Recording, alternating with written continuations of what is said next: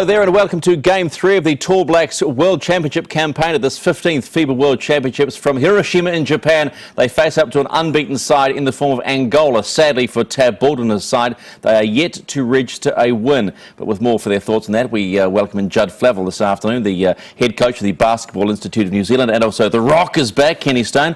Judd, big problems for Tab and the boys are yet to register a win, and their shooting percentages across the board in the last game and over the first tour aren't flash. Yeah, that's right. It's the first thing you probably pick up on is the shooting percentages of the Pero and Fowler. They haven't really hit their straps yet, and Kirk in the first game has been in foul trouble, and so they haven't really got into their rhythm, I'd say.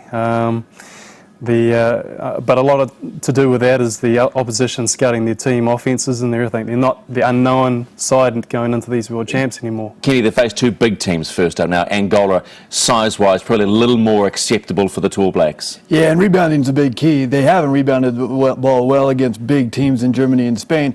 As you said, they match up better. They're actually taller across the board against Angola. Angola's athletic, and it'll probably be a better matchup for the Tall Blacks. But they've got to get on the boards this time and rebound the ball. How do you get them out of that bad zone of not shooting well?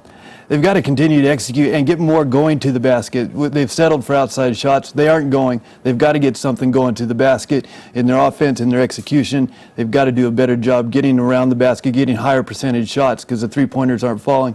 If they can get something there, then it's going to open up the rest. Okay, well, let's have a look at the results over yesterday, and there's plenty of interesting results to look forward to. Angola, of course, who they faced today, and the Hiroshima Green Arena, giving it to Japan 87-62. Australia suffered their first loss. Of course, New Zealand going down to Germany. Nowitzki getting with 11 points, but across the board, Germany much tougher. Argentina with the big win against Lebanon. Go to the bottom three results. There's a lot of interest there. France against Serbia. Serbia now 0-2. They're defending world champs, remember. Lithuania, Greece. Big result there. Greece, so that was one of the tough games last night. And the USA 121 over China to 90, and Yao 21, Dwayne 26.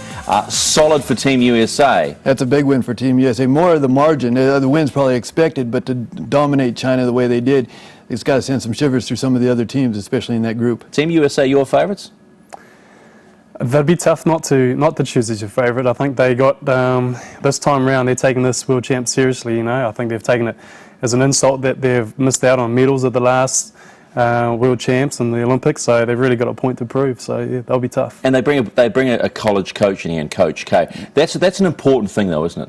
I think it's important that whoever they brought in had the respect of the players, because you've got these superstars, and Coach K, he certainly has the pedigree and has done a great job bringing in a team, and they've played well so far, and I think they'll continue to improve. Well, just a reminder that the top four teams in each group go through, and that's the important thing. If we check out the group standings and see how each group is, the top four go through, and they go to this next stage. Here are the point totals for Group A. Argentina and France doing it okay, Kenny, without Tony Parker. That's the important thing to note for them. Yeah, a big win against Serbia, as you mentioned earlier, and without Tony, they've had other guys step up and prove that they're not a one-player team. They're going to step up. Let's have a look at Group B, which is New Zealand's group. They've still got Panama and Japan to play. You would like to think that maybe with Panama and Japan, and even today against Angola, they'll get the points, either qualify third or fourth in this group. Arguably, well, Angola rather surprised there in many ways, with Spain very, very strong at the moment. In Group C, Greece and Turkey look good, but as do Australia and Brazil. But then there's Lithuania to think about as well. So that may be a bit more of an open group. That is the pool of death they talked about. They've got quality teams throughout. Qatar's probably the odd man out there, but there's a lot of teams fighting for those four spots. Final group is Group D. Italy, USA, Puerto Rico, Slovenia, China, and Senegal. You'd expect China to go through, wouldn't you?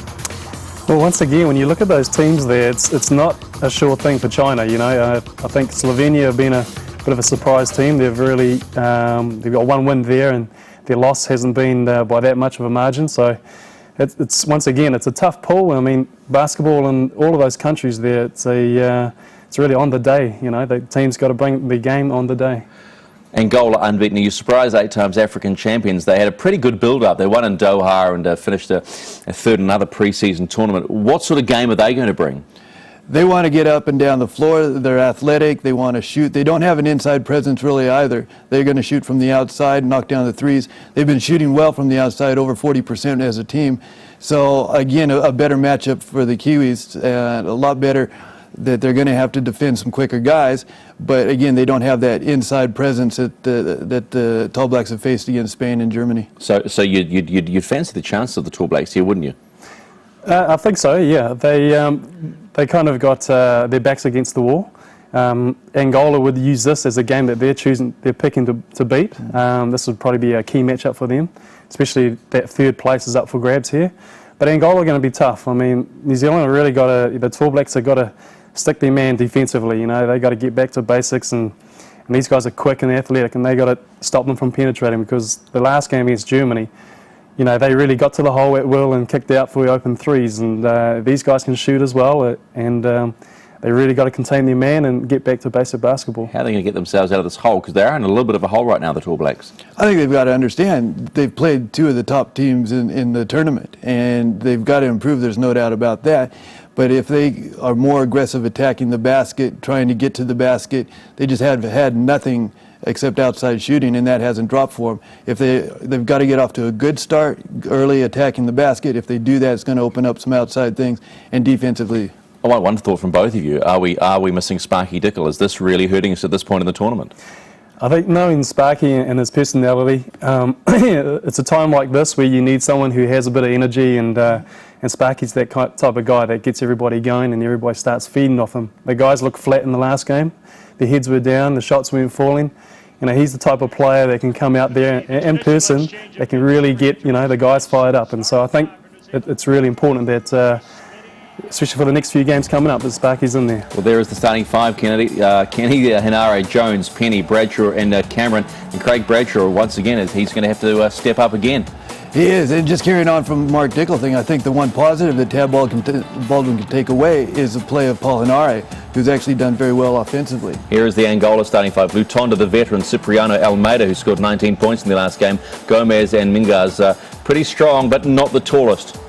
No, Almeida is the one they're going to have to keep an eye on. He's been shooting the ball well, shooting 50% from the three-point line, and really leads them offensively at 20 points a game, so they'll have to keep him in check. World Champions, you did in Indianapolis. What is the feeling when you're not playing? You're playing in big stadiums, but maybe not packed houses. How do you get yourself into the game? I think that's a bit of an internal motivation. I think the guys are well prepared these days, and travelling around the world and different size venues and crowds and different referees. So the environment, they really can't worry too much about that. They just got to get the job done, and they're experienced enough now to do it these days. So yeah. Alberto Carvalho, of course, is the new coach for Angola. Came in pretty late in the piece to take this Angolan side, and he's done a good job. Yes, they're 2-0. You can't argue with that. They've played considered the two bottom teams in Panama and Japan. But a win here really makes the next round certain for them. How important in the scale of things, just quickly, is this game for the Tall Blacks right now? Very important. Psychologically, more than anything. They can still probably beat Japan and Panama and get through, but psychologically very important. All right, nearing tip-off at the Hiroshima Green Arena and getting set for the haka. It's Angola versus New Zealand. It's Game 3 in the Tall Blacks campaign.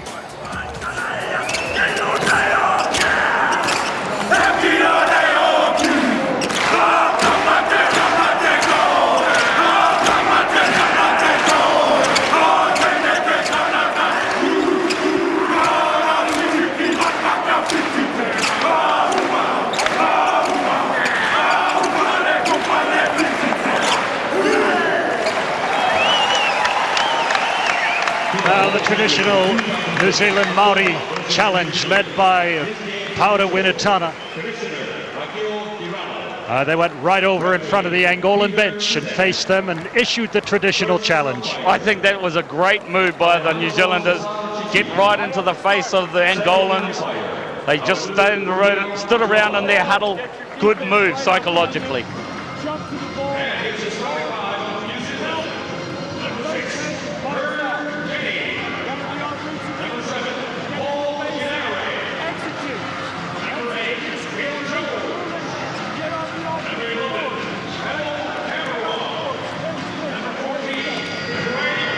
Now Gomez coming onto the court in the traditional shaking of hands with the referees, the players as they come onto the court. The starting five for Angola there, and on come the Kiwis now. And Angola in a very, very good position. 4 points from 2 wins. They're high, they're confident. Man, are they soaring. But they've yet to run into a couple of buzzsaws in the form of Spain and Germany. And they've got to get past New Zealand this afternoon. New Zealand, on the other hand, have suffered a couple of very disappointing losses, heavy losses, to powerhouses Spain and Germany. So they really want to get their campaign underway this afternoon.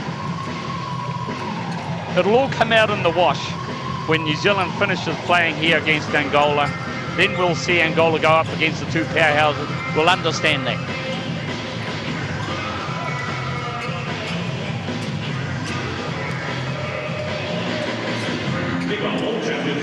Day 3 from Hiroshima about to begin. Japan, the site of the World Championship 2006. And Angola, Gomez will be jumping against New Zealand's Bradshaw. A jump ball to start the game. Referee just delivering a couple of final instructions about where people can sit. Peter Sudik of Slovakia just informing the players of where they can and cannot stand.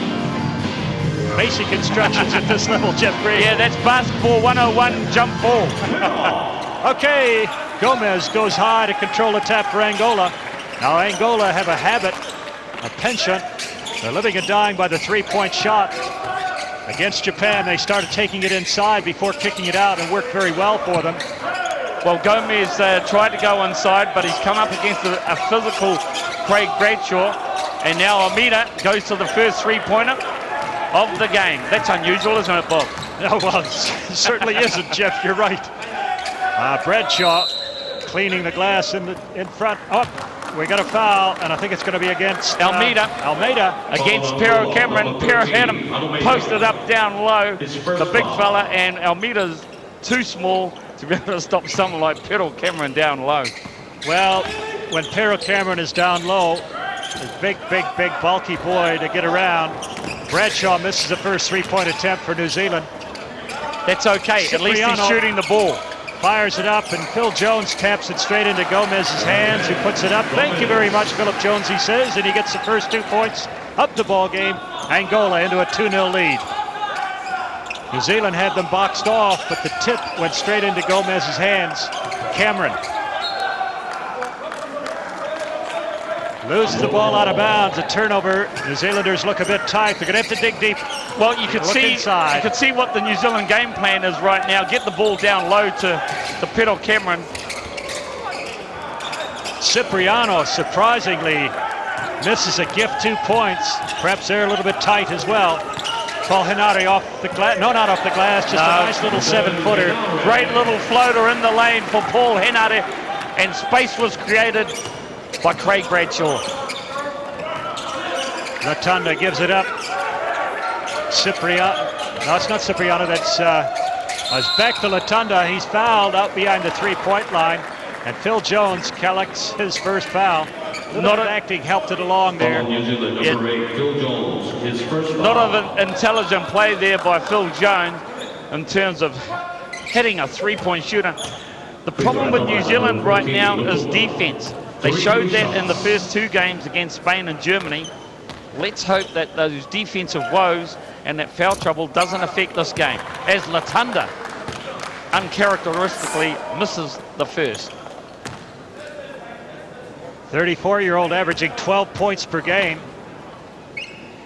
Free throw shooting, well, 86% in the first 2 games. Unbelievable, Bob, that he's missed 2 out of the 3 that he's been given so far. Hey, these teams are tight, Jeff. It's early days in this game, and both teams showing, I think, the effects of pre-game jitters here. Gomez rejected out of the blue paint there, probably by Pero Cameron. It wasn't a probable, it was. It's a big body to be ejected out of the cannon by. Well, if they had an organ here, they'd be playing "She'll Be Coming Around the Mountain" every time Pero gets the ball. Well, another shot misses, a rebound by Cipriano. Very athletic 24-year-old in the paint. Latunda, Gomez, two-hand dunk. Well, that's worrying. The fact that Latunda was able, 1, get into the lane, and 2, drop off the nice easy pass for the slam dunk by Gomez. 5-2 for the Angolans.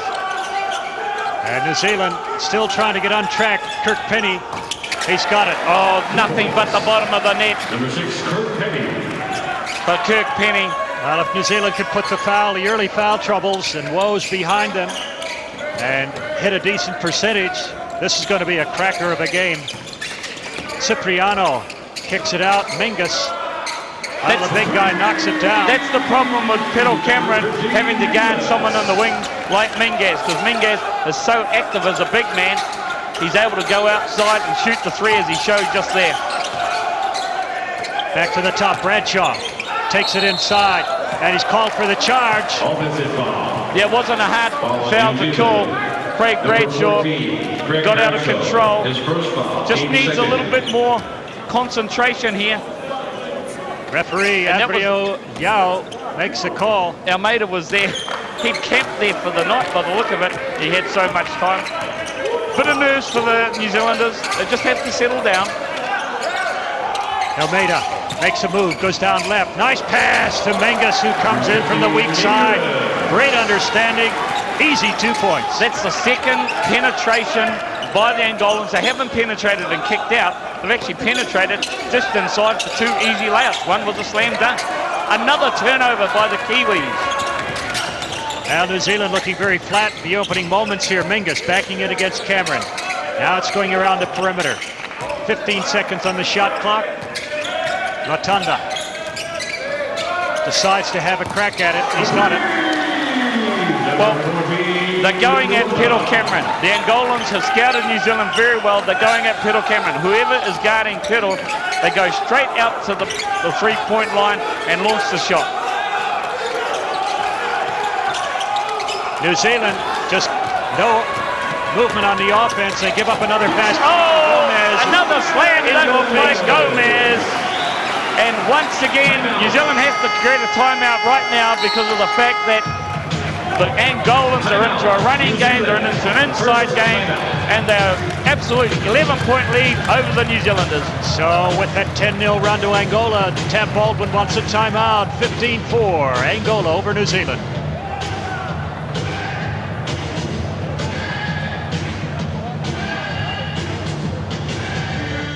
We are basketball.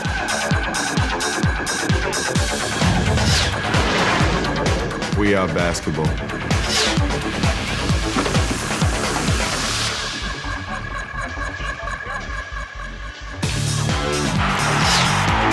We are basketball.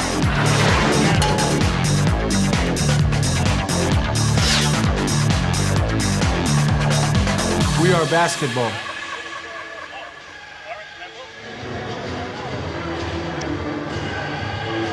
Arena. Already an 11-point lead you see there established by Angola. This is a confident team. The African champions jumping on New Zealand right from the start, and they've been able to penetrate the paint, and they're not kicking it out.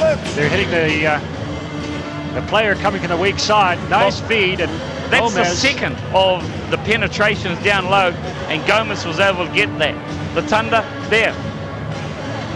That's because Petal Cameron had to go out into the wings to guard that, and Latunda just took him straight off the dribble.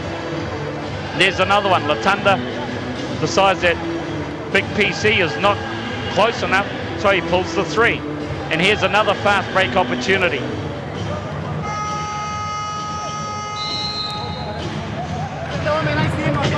Gomez and Latunda, key players, you see, just at the bench talking about what they want to do to continue the role. They finished before the timeout with a 10-0 run against New Zealand. They've virtually opened the game early on here. New Zealand now, a lot of work to do just to catch up. Here we go. Henry, point guard, still the starting lineup on for both teams. Not a substitution yet, and we're almost 4.5 minutes into the ball game. Cameron has to put it up, little fake, and he's fouled. He gets a foul from Gomez. That's good work by the New Zealanders. You could see the game plan once again. They're getting the ball down low to big Petal Cameron. He may not be able to do things as quick on defense down the other end, but offensively, there's no one that's going to be able to stop Petal Cameron on the block. Well, New Zealand have to get some of the big players in trouble. The Angolan players. Jones, he's tipped outside, knocked down. There was no call after that three-point shot, but they retain the offensive board with that rebound. And Angola playing tough defense. Jones on the runaway, misses an easy layup. Ball's on the floor, and Jones manages to pick it up. And the foul reaching in is on Latunda. I think I saw Phil Jones, he saw Big Gomez coming across to block the shot, and because the Angolans have had a lot of block shots in this tournament so far. So Phil Jones may have just been a bit hesitant. He should have finished off that as a layup. Well, the foul was on Cipriano, number 4. And we've got a charging foul. No, it was just out of bounds. The signal was the fist in the air. It looked like a charge. Somehow he swung an elbow, but not to be. Just a lost ball out of bounds. Angola, 15. New Zealand, 4. 5 minutes, 10 seconds to play. First period. Cipriano gives it up. Mingus, nice little fadeaway jumper off that glass. Kissed it ever so sweetly. Eduardo Mingus has really jumped all over New Zealand at the moment. 7 of the 17 points he scored. And the offense for New Zealand is very static. Nowhere to go, nothing's on. Trying to get into Perro Cameron, and the second foul on Mingus. No, that's his first foul. But again, going down low, New Zealand creates a little bit of havoc. Well, if you can get a couple of the big men in trouble, like Minguez, like Gomez, for Angola, we've really got a good chance in terms of New Zealand have got a good chance of making some headway later on in the game. That's the key. It's clear that Alberto Calvajo, the coach of Angola, has come out with a very good game plan, and Kirk Penny gets a pass and the pick and waltzes his way to the basket. Well, the good thing about that is Kirk Penny wasn't worried about whether he was going to get a shot block. He just took it straight to the basket. The New Zealanders talking. Angola throwing it around the perimeter. Baseline move from Latunda. Nice kick back inside. Here's the running one-hander from Cipriano. The ball's in the air, and it goes back to Latunda. Once again, no defensive rebounding by New Zealand. Consequently, another easy three-point opportunity coming from Angola. Got to get a rebound for New Zealand. Kirk Penny, good stuff. Well, 2 defensive stops from New Zealand. Ball tipped out of bounds. Now the passing's got to sharpen up if you're the New Zealand coach.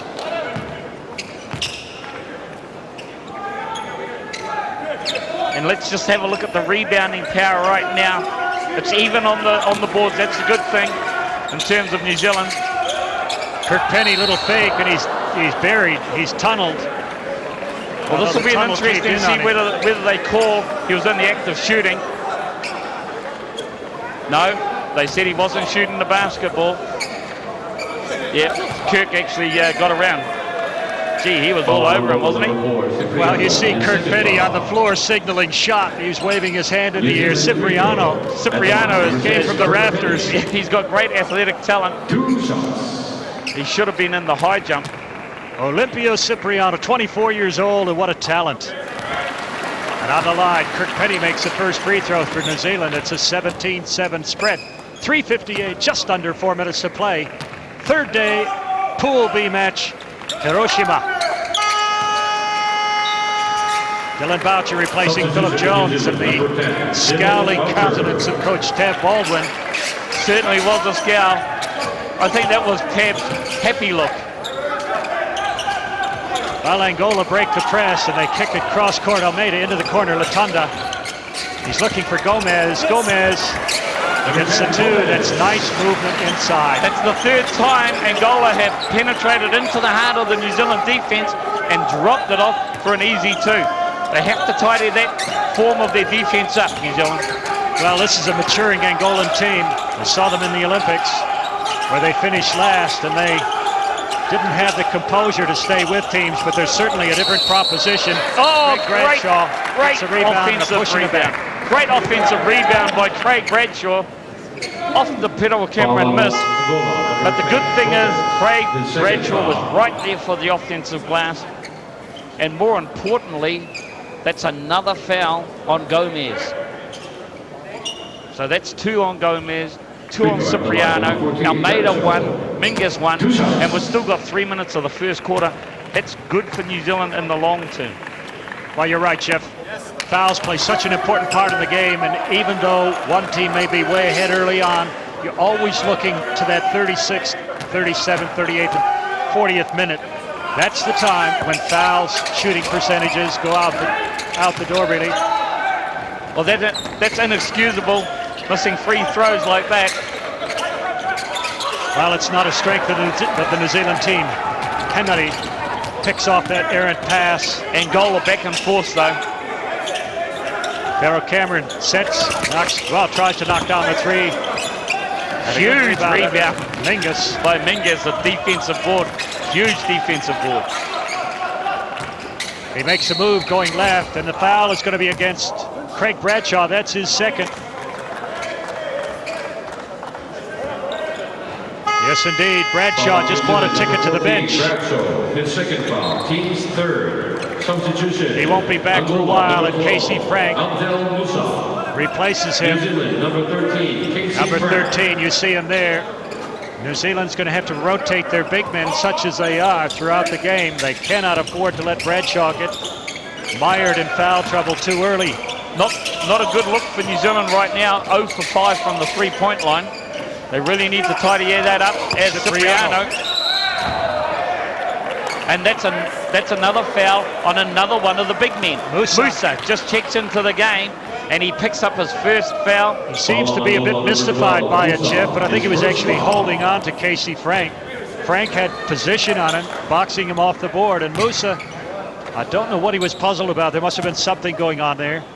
And Casey Frank will be shooting free throws. New Zealand already in the shooting situation here, and dare we say it, free throws can win ball games. Missing them can lead to heartbreak. 1 of 3 from the free throw line already. Well, this is an interesting substitution by the coach here from Angola. He's brought in Cavallo, the old man of the team, which is unusual because he hasn't played a lot of minutes in this tournament, just in the scrub minutes at the end of games. So this is a bit of a gamble because perhaps he's just saying to himself, maybe we need a bit more of a steady head, even though we're up.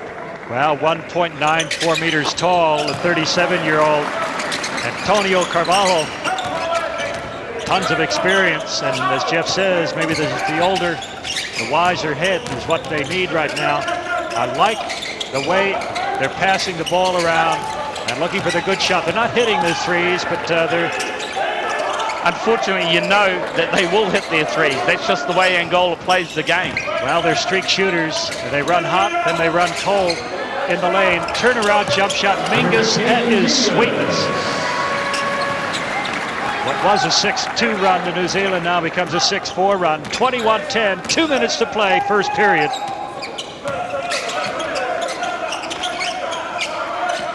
New Zealand looking inside. Cameron. Oh, nice pass underneath. Oh, that was a 3-second call. That was unbelievable. That was a great move by Pharaoh Cameron. Dropped it off to Kirk Penny on screen, and they called a 3-second. Well, the referee from Mozambique, Abreu Yao, makes that call, very emphatic about it. None of the New Zealanders liked it. The ball goes off Boucher's knee. Angola retained possession, 13 seconds on the shot clock. Coach Tab Baldwin there just talking to the Mozambique referee and asking him the story. There was no way that was a 3-second call. The cross-court kick to Almeida, bumped by Boucher. Yes, good defense by Dylan Boucher. Almeida, he tried to get into the middle of the lane. Dylan Boucher has remembered his training as a youngster. Don't give up the middle. He follows him all the way. The elbow comes out. Good call from the man from Mozambique. Yes, it was indeed. Boucher congratulated him for it. He thought that was good refereeing. Turnover leads to New Zealand possession. They would dearly love to score now. And Cameron is mugged. And underneath, well, Pharaoh Cameron missed the sitter underneath. Great drive by Paul Hennard. What a great dish that was. Look at that. But I've got to agree with you. I thought Pharaoh Cameron was mugged underneath there after that replay. But unfortunately, we can only talk about it as the referees have the power. Well, Jeff, I think this is going to be a foul fest. Casey Frank now has picked up a foul.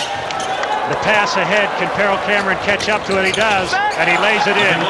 Big foot speed, absolute eye-blinding foot speed from the big fella. I don't know about the blinding foot speed. We'll take the 2 though.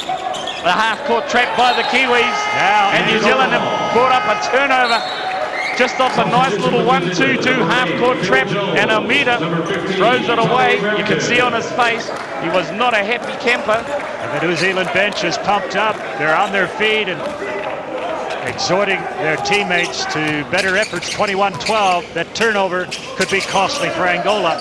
Jones sets up.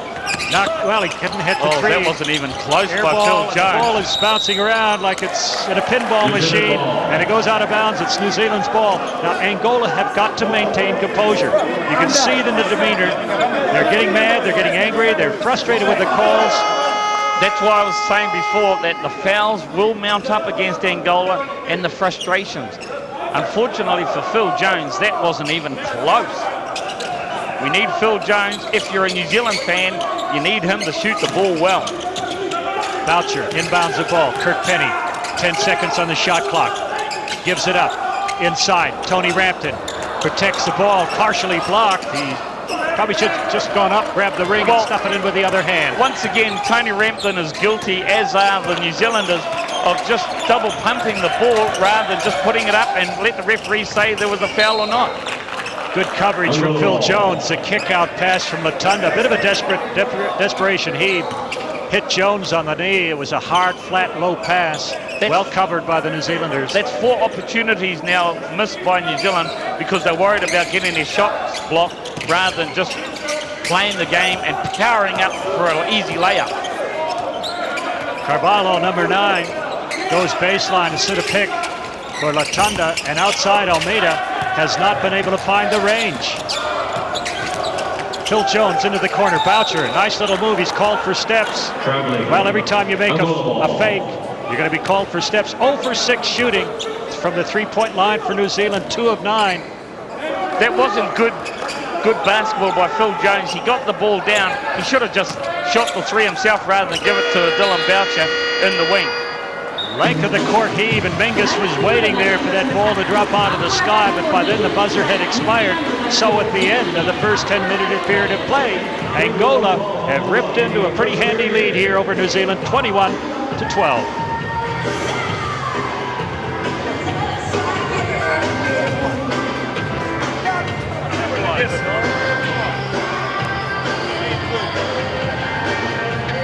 All right, let's start out in motion. Well, shooting percentages early on here, 78% from the two-point area for Angola, 57% for New Zealand. We're low totals here, but 7 of 9 shooting for Angola, most of those on inside dunks. Kirk Penny drives to the hoop, waltzes in, nicely off the glass. And that was one of the ones where the New Zealanders, Kirk Penny went inside strong. Gomez, this is one of 3 opportunities that the Angolans have penetrated into the heart of the defense and dished it off. And that's why their shooting percentage is so good. And Pero Cameron, look at the foot speed. Very adroit. Nice little shuffle there, flash dance as Pero Cameron. This is good defense here. The 1-2-2 half-court press by New Zealand, that led to the foot speed, as you say, of big Pero Cameron on the... That's effort in capital letters. Number 11, tracking down the ball. Now, Angola, who live and die by the 3, are 2 of 10.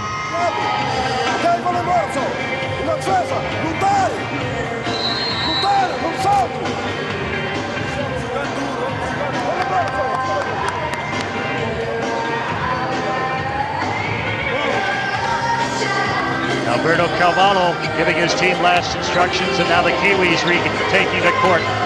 Here we go. We've had 10 minutes of basketball. Both teams well settled into the game now. Angola with a handy 9-point lead.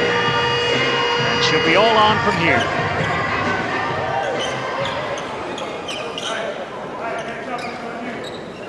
Second period of play. About to resume. New Zealand inbound the ball from halfway. Phil Jones, Kirk Penny, the shooting guards. Rampton at center. Casey Frank, Dylan Boucher. Kirk Penny, a long way out. He's knocked to the floor. He gets the 3, and he's screaming for the foul on the shot. He knocked it down. He ends up on his back. No whistle. Barros actually went straight underneath him. He didn't even have an attempt. But the referee was right there, so we can only think of what was the case there. And we've got a holding foul on Casey Frank, who's on his back, pleading with the referee, and that's his third foul. You call it. Watch this. Boom, bump. Smacking into him as Mingus, but Frank gets the call when he gets the foul. So that brings big Pedro Cameron. He didn't have much of a rest. Back into the game. And from out the three-point line, you see the big guy, Mingus, knock down the second three-pointer of the game. He looked at Pedro Cameron and said, well, if you don't hurry up, I can shoot that three. And he did. Foul on Angola, number 6. Well, the Angolans are starting to be a bit silly. Moraes there. Moraes, he just went, I don't know what he was. Well, Murray got into Kirk Penny, hit him in the midriff. Penny was bending down, clutching his stomach. He took quite a shot there. Fortunately, the referee saw it. Now, the coach's instruction is to target the shooters. Penny from the sideline misses it. Maybe the foul was a good one. Put him off. Warros. Yeah, Tony Rampton in there for the offensive rebound is tipping it rather than trying to secure a rebound. Inside it goes. Musa. Clash of the big bodies. Murray. He's got it. Once again, it's the New Zealand defense. You can't just look at three-point shooters. You've got to put a hand up. Phil Jones guilty of looking rather than putting a hand up. Inside it goes. Pedro Cameron, corner. Phil Jones comes off the pick. No shot. 9 seconds. Shot clock. Now Jones gets it. Can't buy a three. Even if he paid 5,000 yen, he couldn't buy a three right now, Phil Jones. That's one of the critical things for New Zealand right now, is their shooting is being well below par. Well, on the back of three three-pointers, they're ripping into a big lead now. It's 15 points, 30-15. New Zealand's in trouble. They've got to shut down the three-point shooting. And it just starts with getting a hand up on shooters' faces, Bob. You don't have to do a heck of a lot other than that. And foul against New Zealand. Everything going against them. Angola now, 9-3.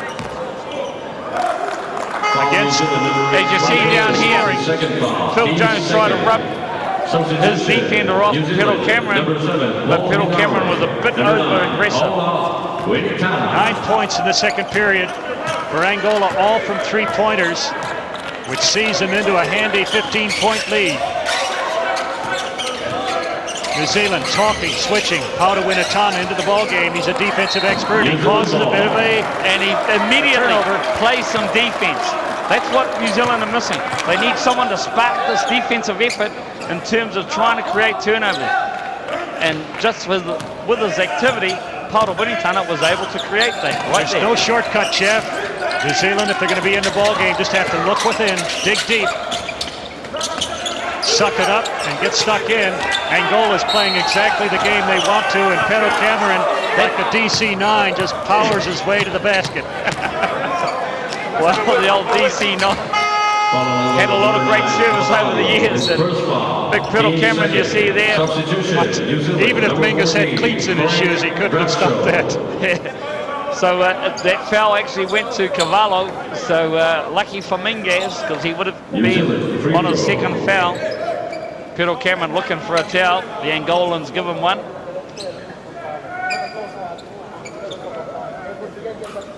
And back to the bench it goes. Pedro Cameron, New Zealand now from the free throw line. 1 of 3, 4 of 6 for Angola. This is a phase of the game that'll be so important for both of these teams. And that's the phase of the game that New Zealand has to tidy up. Their free throw shooting is abysmal. Musa into the lane much too early. Cameron hadn't even started his shooting, his shot, so he gets another one. Now that could be a gift if he makes it. He does. Thank you, Musa. Says Pedro Cameron, 14 points to lead. Another full court press here. This is good from the New Zealanders. Try and upset the rhythm of the Angolan. Carvalho, little fake, puts up the three, doesn't go down. But look at that rebounding from Mingus. Too big, too good, too strong. Well, I don't know if he's too big. He's not that big in terms of the New Zealanders, but it's just the want to get in there. You know, he's only 6'4", 6'7", sorry. Oh, he's got his jumping shoes on today, Jeff. He's playing as though he's 6'11". He's not. In fact, the sizes of these two teams, they match up very well. Angola shorter, in fact, 6'4" on average overall, 6'6" for New Zealand. Now that offensive rebound gives New Zealand possession. 24 seconds on the shot clock. And we've got a foul. Baros was chasing Kirk Penny all over the place. One good thing about the New Zealand offense today is it's active. See, Kirk Penny, he's just keeping his defender very active, and all of a sudden, Craig Rachel was able to just turn. Yep, good spin move by Bradshaw. Good quick move without waiting at all. He just turned and started for the basket. Paul Henare, he's bumped on his way to the hoop, and Baros is going to be sitting on the bench here in just a moment as he picks up 2 quick fouls. Number 7, Baros. His second foul, teams 4. Even though that New Zealand are getting Angola into a foul position that they want, what they're not doing, Bob, is converting the free throw. Now, unless they up that percentage of free throw shooting, because right now it's at a dismal 33%, and Paulie Henare makes it 25% now. Wow, you're so right, Jeff. We look at the shot charts. Angola is punishing New Zealand in the paint. Most of their points coming from dunks and little putbacks. New Zealand, on the other hand, well, they're not scoring a lot. And they've only got 1 3-pointer in the ballgame. Points in the paint. Angola 16, 4 for New Zealand. Angola lead 11-5 in the second quarter. Baros into the corner. Carvalho has another crack at it. He nails it. The veteran 37-year-old. Our problem is that we showed this against, New Zealand showed this against Australia. If they don't defend the corners very well, and Carvalho, that's a second 3-point shot sitting inside the corner. Around the perimeter, Kirk Penny comes off the pick. 6 seconds on the shot clock. We got another foul. This is on Gomez. No, that's on Musa. That's Musa's you're right, second foul. So that's critical. So the fouls are mounting up. Cipriano, Baros, Gomez, Almeida, and Musa are all on 2 fouls. That is good value if you're a New Zealand fan. Very disheartening if you're an Angolan fan. Well, an interesting substitution. Well, New Zealand doesn't have a shooter in there now.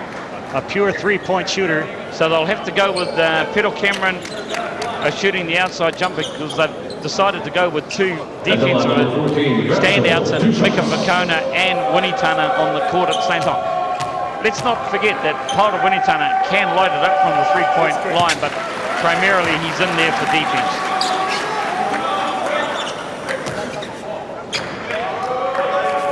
Free throws, 7-11.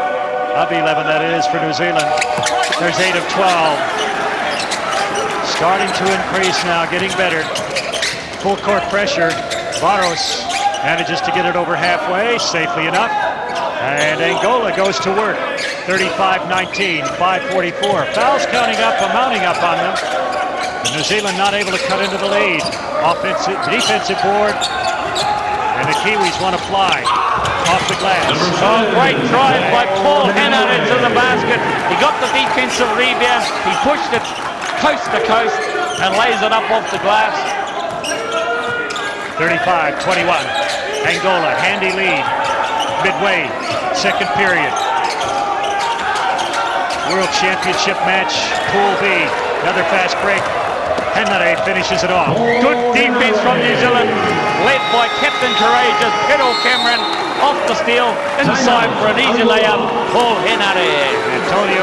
Alberto Carvalho immediately wants a timeout with 5 minutes and 7 seconds to play in the second period. Angola have given up 4 straight points. They lead 35-23.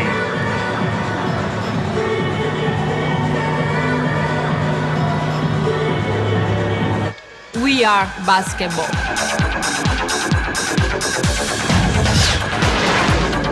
We are basketball.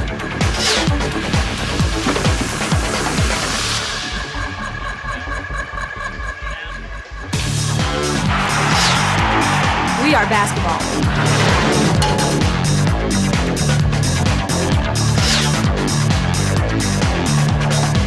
We are basketball.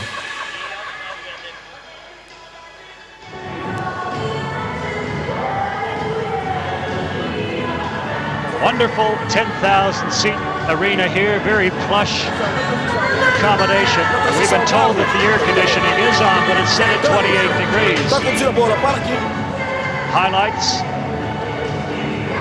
The ball skipping around the perimeter, and veteran 37-year-old Carvalho drops a big three. Angola swarming to the task. And he misses that one, but Mingus, watch the little fadeaway. Nicely off the glass. Mingus playing so well in this first half. 2.01 meters, 27 years old. He's averaging just under 11 points per game in the first two of them. Eduardo Mingus. That's where the weakness in the New Zealand defense was, deep in the corner. They showed that against Australia earlier on in the season, and once again, they've been scouted very well by Angola. Well, we're talking about a weakness. One of the weaknesses, fast break for Angola, punished there as New Zealand score.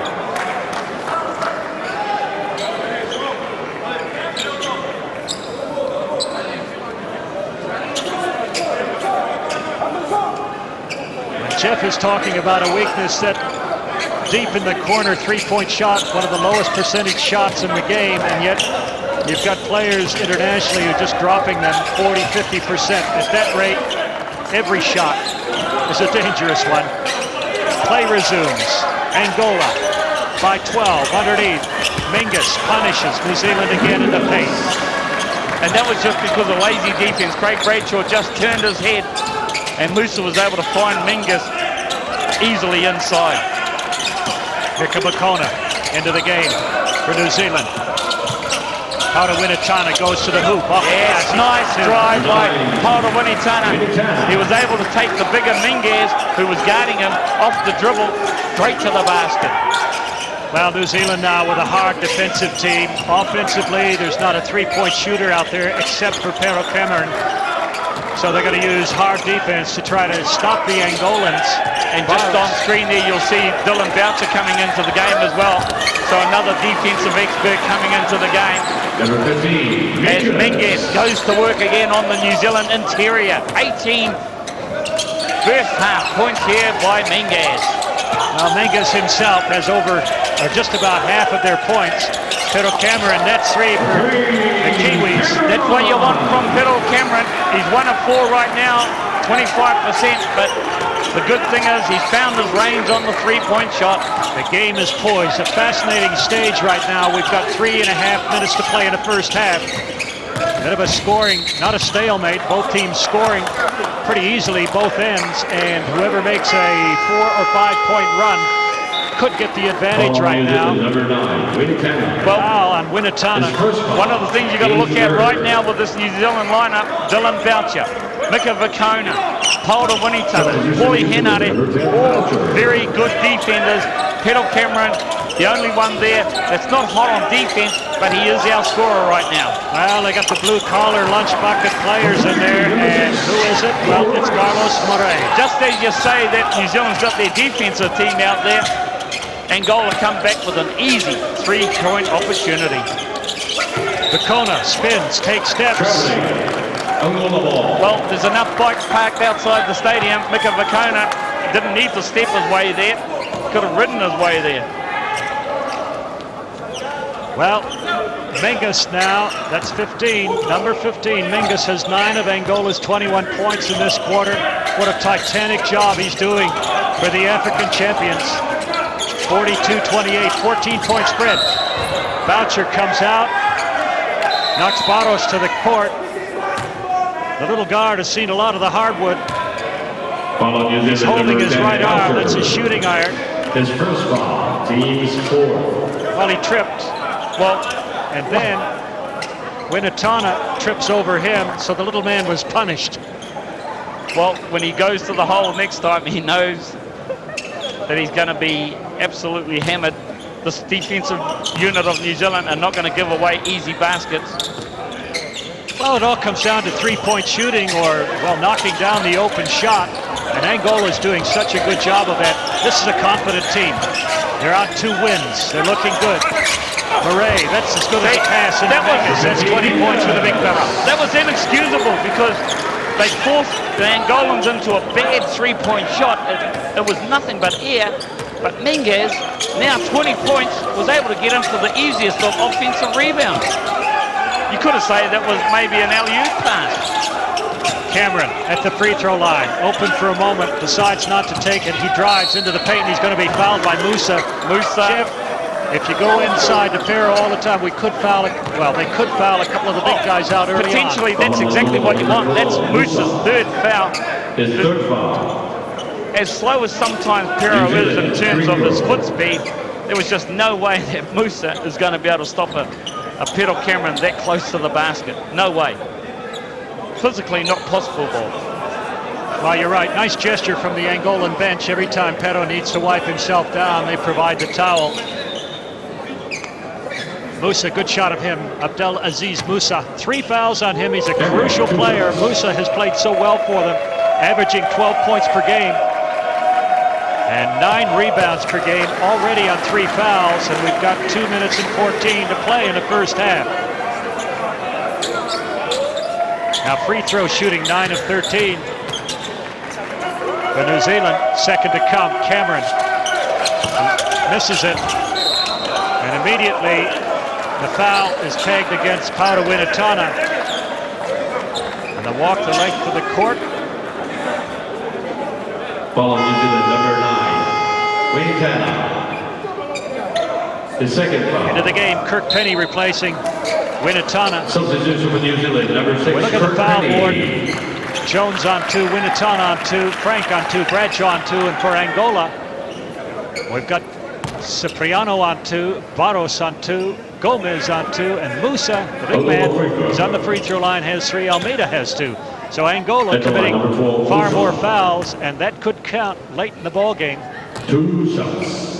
Well, it doesn't really matter for Angola if they keep scoring 3-point shots at the rate they're going. Because right now, what are they from the 3-point line? Well, they're 7 of 18. 40, Just about 40% clip, so that's pretty good. And New Zealand are a dismal 20%, 2 of 10. Well, it's game-winning stuff. And if you look at the 2-point shooting, they're 11 of 13, 85%. This team is hot. And Musa just makes the 2 free throws. And New Zealand in trouble here now. They're down 17, 2:13 to go. Well, Musa goes to the bench. Neto, he hasn't seen a lot of action, but he just comes into the game there. Emmanuel Neto, in 2 games, he's clocked up 5.5 minutes of court time. So sort of a brave substitution. Alberto Carvalho. And the pass goes astray. Once again, another turnover for New Zealand. The right idea. Kirk Penny's delivery of the pass inside to Pedro Cameron just wasn't on the money. Exactly the right idea. 10 turnovers clocked up by New Zealand in the first half. 6 from Angola.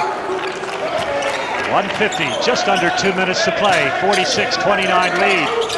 Angola taking steps. A little shuffle outside, no call. The rebound, Bacona. New Zealand wants to run. Winatana backing in. Fadeaway jump shot, can't find it. That was Henare, Paul Henare. He dribbled the ball the length of the court and he shot that fadeaway jump shot. Not the sort of shot that New Zealand needed right there. However, 3 white shirts boxing off on the board. There was a great wall under there. Good play from Angola. Carvalho inside. Mingus kicks it out into the corner. Here's Barros. He's got it. How do you beat shooting like that? you can't beat shooting like that. You've got to play better defense. You just can't leave shooters open like that.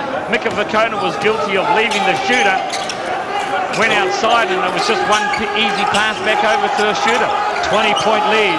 Angola 28-17 in this period. Oh, and Kirk Penny misses badly. That was straight off the glass. New Zealand under tremendous pressure here as we're counting down 40 seconds to play in the first half. 20-point lead established by Angola. Compliments. Now look at Murray shifting his feet. Call that traveling. It is traveling. Mingus, turnaround jump shot, weak side rebound. That's the best defense we've seen anyone play in the post. Mika Vakona played Mingus perfectly there. forced them into a bad shot. 18 points off three-pointers for Angola in the second period alone. Kirk Penny, he's got it. It's now a 17-point lead. Time ticking away. 7, 6, 5. Morey goes to the hoop. He misses a dead sitter. And Paulie Henare throws it the length of the court. And time expires here with Angola in a very, very handy 49-32 lead over New Zealand. Compliments of 9 of 14. Three-point shooting, a fantastic first half effort. And you can see there, they've outscored New Zealand 21-12 in the first quarter, 28-20 in the second. And they lead 49-32 at the break. Take that longer.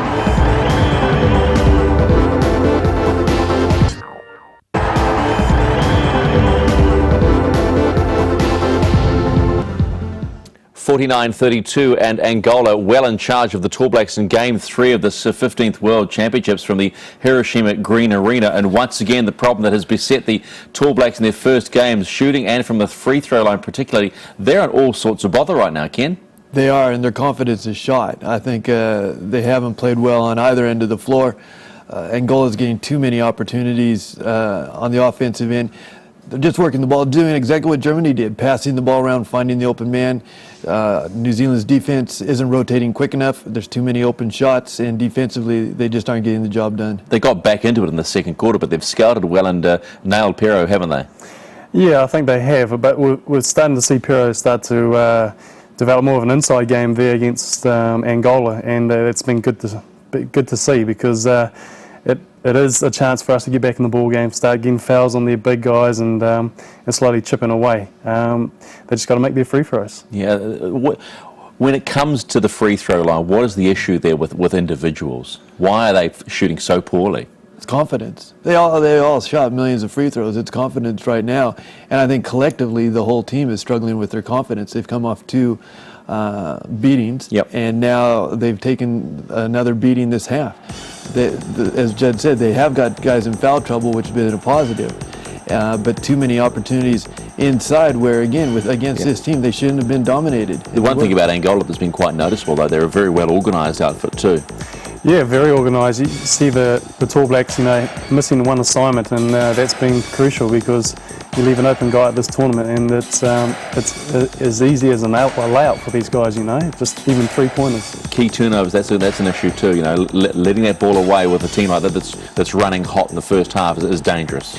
Yeah, they've had some early on. They've taken pretty good care of the ball, relatively speaking, but still defensively, too many easy opportunities. You see them getting right around the basket. Gomes has had a good game inside, but they've got to tighten up. It's closing out on shooters, getting out there and stopping the three-point shot. And very loose in the corners. There's a lot of free baskets have been given to Angola.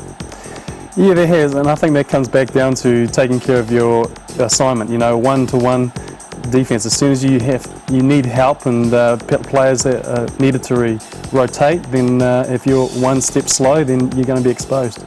Hard to ask, but who is going to have to step up? Is this going to be a collective effort again, Ken? It's got to be, and it's got to start on the defensive end.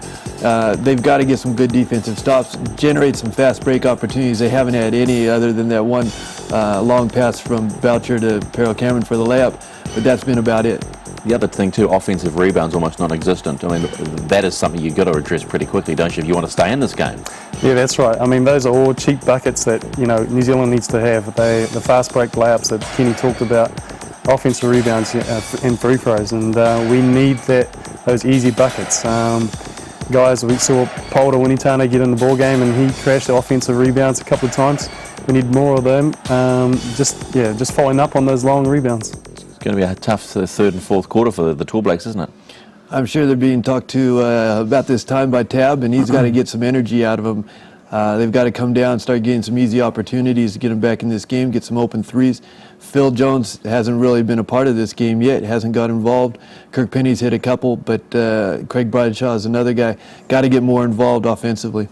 You can see with a different lineup that Tab's gone with is he's gone with more of a defensive lineup out there, and Mika's out there and Polder's out there and Dylan's out there. So he's really trying to, up-tempo the game, talk about those easy buckets, you know, it starts on the defensive end, get some stops and get some early fast break layups, you know, and that could be all that we need to pick up some momentum. All right, let's just keep ourselves in tune with what's going on with the basketball today. And we can tell you that in progress right now, it's Argentina over Venezuela, 39-21. That's at halftime. And Angola, of course, leading New Zealand comfortably at this point anyway, 49-32. In progress, Serbia versus Lebanon. That'll be a big game for Serbia, the defending champions. They're 0-2, and Lebanon aren't slouches. I think if I'm correct, they won their first game, lost their second.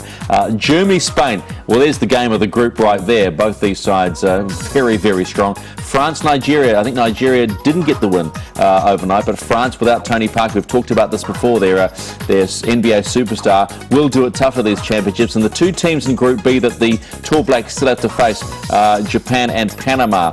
That is how it shakes down right now on match day 7. So, sorry, should I say this particular part of the World Basketball Championship. So right now, it is the Tall Blacks in all sorts of bother. 49-32, just going through the quarter scores, 21-12, 28-20. So they got themselves back into this game, but they have to address a certain number of issues. It all starts on defense, and they've got to get those buckets from the free throw line as well. So let's see what Tab does at halftime and see if the Tall Blacks can come out and make this a game.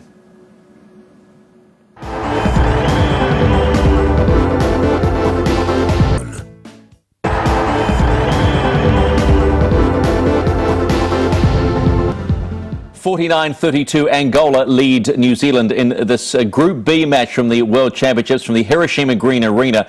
And New Zealand's certainly going to have to do a lot in this second half of that to get themselves back into contention. The last thing they want to do is miss out on qualifying for the next round. Reminding you, of course, that the top 4 teams in each group go through. A quick look at the numbers will probably tell the story of the first half, and Ken, and we'll take a particular look at the free throw line as well.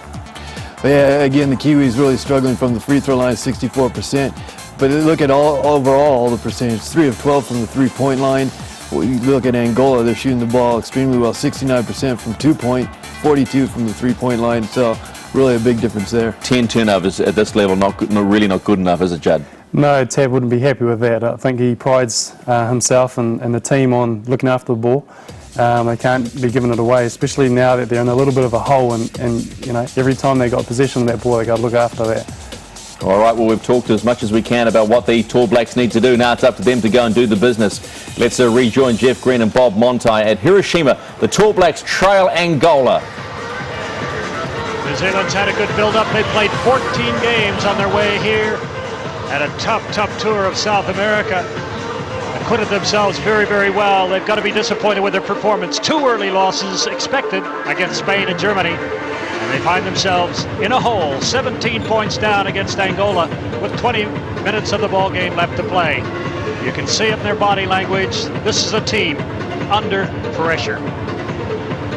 They certainly are under a lot of pressure, and unless that shooting percentage improves, it doesn't matter how many team fouls Angola are going to get. They're still going to shoot at a 42% clip from the three-point line, 70% from the two-point line, compared to New Zealand, measly 25% from the three-point line.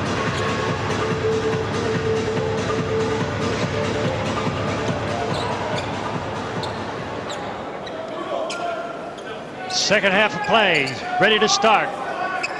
Peter Sidik, the referee, hands the ball to Murray, gives it back to Barros, and here we go, the final 20 minutes of this Pool B match, day 3, game 3 for both teams.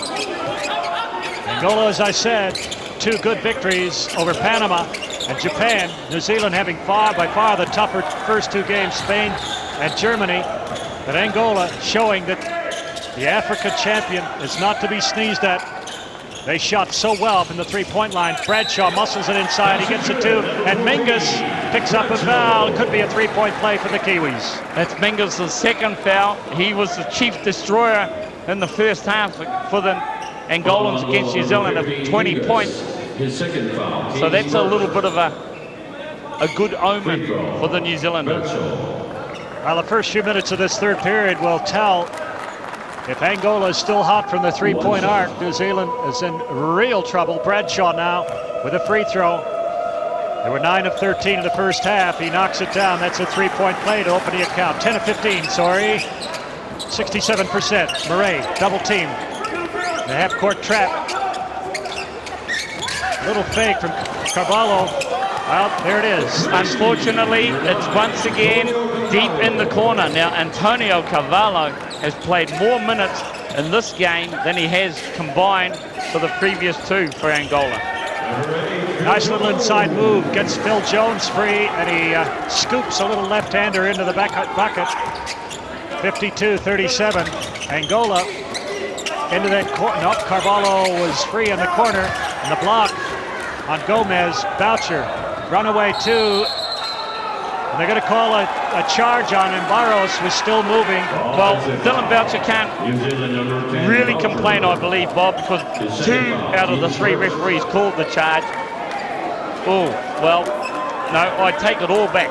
I thought, look, in fact, Barros was in the air when he jumped over there. So bad call by the officiating. I do agree, but the ball goes over to Angola. And New Zealand need about 3 or 4 defensive stops. Carvalho, look at that. Lady Luck, are you smiling on that basket? That was the one New Zealand couldn't buy, a three-pointer, and Carvalho starts the game with 2 fantastic three-pointers. And Paul Henry is fouled on the drive to the bucket. New Zealand trying to move the ball very quickly. They're leading in fast break points, 8-2 in the ball game. And that's one way of trying to ignite the team. Get it out and run it. 55-37. It was 17 at halftime. It's 18 now.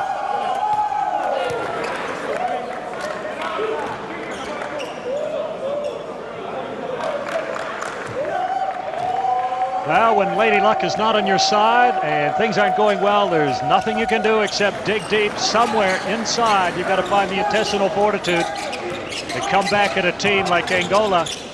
They're hot, they're confident, man, they're riding, they're surfing so well. Menges had 20 points the first half. Ball is skipping around the perimeter. 8 seconds on the shot clock. Carvalho, little fake, gives it back. Barros, Menges, somebody's going to have to put it up. So Menges says, I'll have it. Can you believe it? No, can you believe it? I can believe it, because that's just the Angolan game. They shift the ball. The New Zealand defense shifted around very well. And they got it down to 1 second on the shot clock, unfortunately. The Germans rained 3 on the Kiwis yesterday, and it's Angola's turn today. Bradshaw spinning against Gomez. He gets, nope, he doesn't get the roll. Now at one end, you see a three-pointer from the corner, bounce high, bounce around and in. And at the other end, you see Bradshaw right here, go to the hoop and to watch the ball. Good, strong move by Craig Bradshaw. Bounces around, it didn't go in. The good thing for New Zealand, if you're a New Zealand fan, 3 fouls on Gomez. Well, 2 of the big men, Musa and Gomez, both on 3. Bradshaw with the free throw rims it. Symptomatic of New Zealand's play. They're staring down the barrel here. The bombs raining down on them like rain, the end of the typhoon rain a couple of days ago. Just drenching them with three-pointers. And at their end, they're really struggling to score anything at all. Free throws, 2-pointers, 3-pointers. Actually, they've shot pretty well in the first half from 2-pointers, 58%, but only 25% from beyond the arc. Any youngsters around the world watching this have got to know, free throws win games. As you see there, Barros has got to come out of the game with blood all over his eye. Latunda, the old fella, comes back in. Great experience. He's going to be able to shoot the 3. You've got to make free throws. If you can't make free throws, you can't win ball games. It's simple as that. New Zealand in a 3-2 zone. New Zealand on that point chip have made only 2 of 5 attempts from the charity stripe this quarter. Is that a miss? Do my eyes deceive me? Well, it was a 3-point miss from Angola. Inside it goes Bradshaw. Oh, that's what back and no call. Great pass by Pero Cameron. Down low, Bradshaw had his 2 men sealed. Not just one, he had 2 men sealed. Was able to get a great pass. Great execution by New Zealand. Back into that 3-2 zone. Gomez spinning, so athletic, and he gets the roll. In fact, The little guy, Murray, had his hand up there, ready to slam the lid down on the basket if the ball had popped out, which it didn't. New Zealand, big trouble here. They're scoring a bit more, and the foul is going to be on Murray. The little guard's just hounding, pestering New Zealand all the way now. Carlos Murray smiling benignly at the referee, a little bit mystified by that call. Well, you've got to give it to the Angolans. They have just stuck to their game plan. They know what they're good at. They shoot the three, but because of the fact that they shoot the three so well, the New Zealand defense has had to react, and they've got some good baskets inside as well. So, you know, their three-point game has been complemented by some easy opportunities inside as well. When Jeff says they shoot the three well, half their points, more than half their points have come from three-pointers, 30 of 59 points. Now Bradshaw going to work down below. He's just put his blue collar on, got a lunch bucket, and he's just going to go He's got his little to work. He's got a little hard hat on as well to say man at work, down low. The kick out, and the foul is going to be on Bradshaw. I do believe that's going to be his third. So just when Bradshaw... No, that was a foul on Dylan Boucher. Okay. Dylan Boucher's third foul. That's not so important. Well, New Zealand needs Bradshaw a lot more than they need Boucher right now. A lot of fouls in the ball game. New Zealand's in the bonus situation already, Jeff Green. There's 6 minutes, 16 seconds to play in the third period. Latunda lacks the thunder on that one. New Zealand trying to get that fast break going, just couldn't do it. Pass underneath, Bradshaw spins. Little fake against Mingus, no call. Jones gets the offensive board. Cameron. 8 seconds on the shot clock. Boucher, kick out. Phil Jones corner. Can he light it up? No. Phil Jones has been ice cold this whole tournament. Well, Gomez is just held by Paul Henry. That could have been an unsportsmanlike call. He didn't even go for the ball. Once again, great execution by the Angolans. Ability to get inside the lane, Minguez to his fellow big man Gomez. And that's the key. The Angolans, they not only have now options to be able to drive into the lane and kick out for the three, their big men are using each other, now getting into the lane and dishing off inside. They know the interior defense of New Zealand, as the outer defense of New Zealand has not been up to scratch internationally so far in this tournament. Well, Gomez, a very, very good free throw shooter. He's shooting 100% in the tournament. So not a man you want to foul too often. I don't know how many shots that consists of. Offensive charge called on Craig Bradshaw, and that now is crucial because that'll bring Bradshaw back to the bench because he's on 3. Unless Coach Baldwin decides that he's got to throw the gamble and stay with Craig Bradshaw. He is. Well, it's like a well-tuned machine. Once one of the parts gets bent, it begins to wobble. It causes effects right throughout the whole machine, and nothing but nothing is working for New Zealand. Well, I think the machine's got a bit of a wobble and parts are starting to fly off. Well, it's sad to see, and it just doesn't seem to be much they can do about it. But hey, let's not give up. 61-42. You never know. Bit of duct tape might fix that machine. Latunda kicks it out, and Murray misses. And the foul is on Kirk Penny as he grabs hold of Mingus. Now, the other thing in the game, Jeff, is New Zealand have to do basics properly, effectively every time. And that means boxing off the board. That time, Mingus, once again, in there amongst the Kiwis, gets the rebound, and he's fouled. Now, here's Almeida, number 13. Here's a guy we've seen come on the court and shoot 3 or 4 three-pointers, boom, boom, boom, right in a row. Well, what I was about to say was that now Almeida's come back into the game, Latunda's back into the game, and you've got Cipriano back into the game.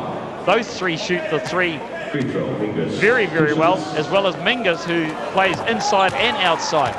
And everyone internationally has someone that can shoot the three and score inside, and that's Eduardo Minguez for Angola. He's there, Dirk Nowitzki. Here's a very relaxed team. Well, they missed that free throw. I was about to say they've hardly missed any free throws. They're 6 of 9.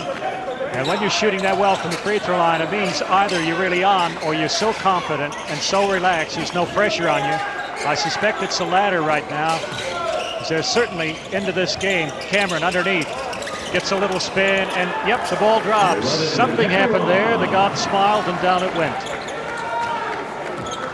62-44, 18 points. We've got 4 minutes and 40 seconds left in the third period. So it's still a long, long way back for New Zealand, and Angola continue to pepper the bucket from outside. New Zealand got away there with some shoddy defense. Two guys rushed to one shooter and left the other guy open. Casey Frank left alone, goes to the hoop. Inside, and they say he takes steps. I didn't see it. Substitution for Angola, number 12. Just when New Zealand get on track and they start looking to string 3 or 4 good things together, they get a call like that. So with 4:17 left to play in the third period, the Kiwis have called timeout. They trail 62-44.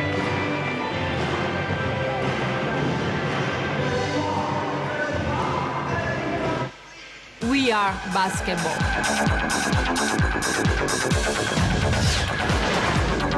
We are basketball.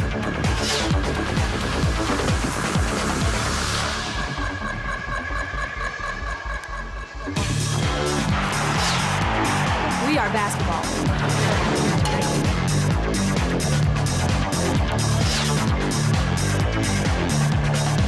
We are basketball.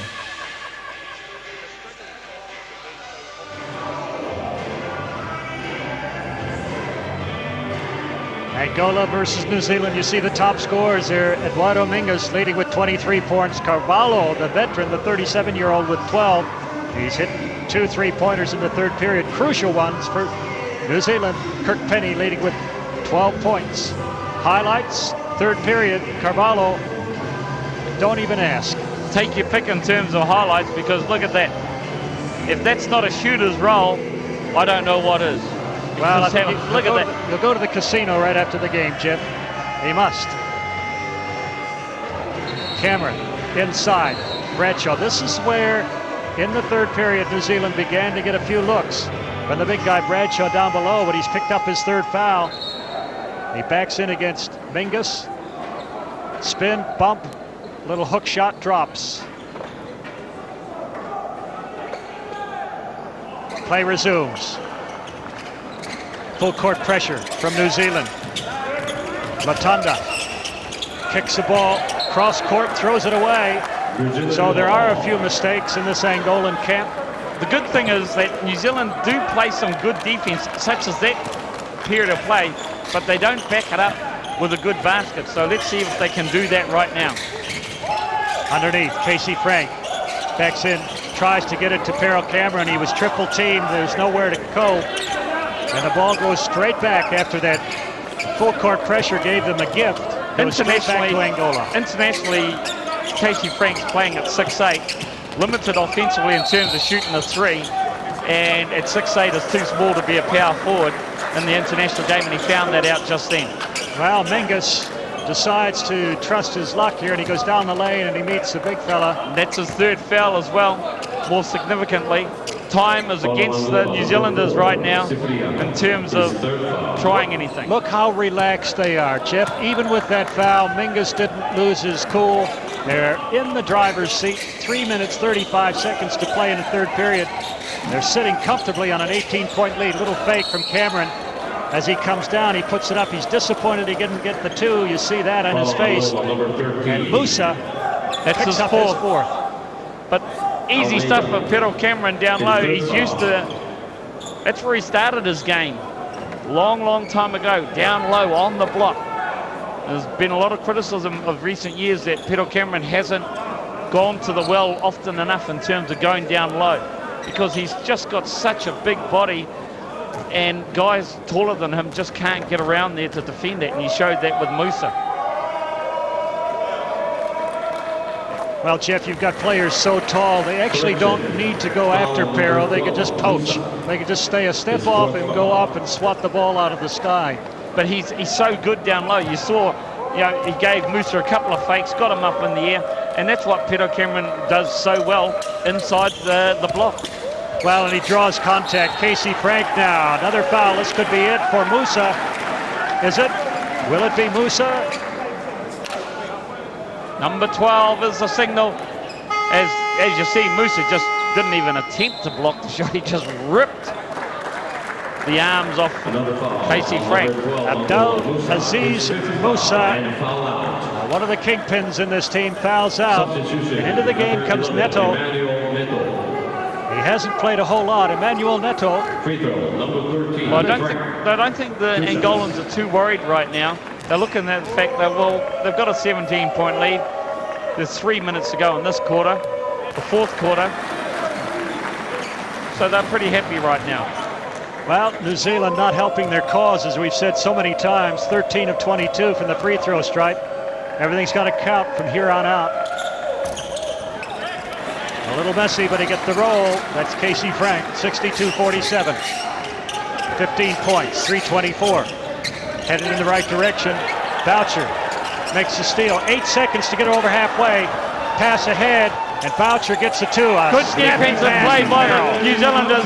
That was a good full court pressure. Boucher, as usual, comes up with the opportunity to make the layup. Under pressure.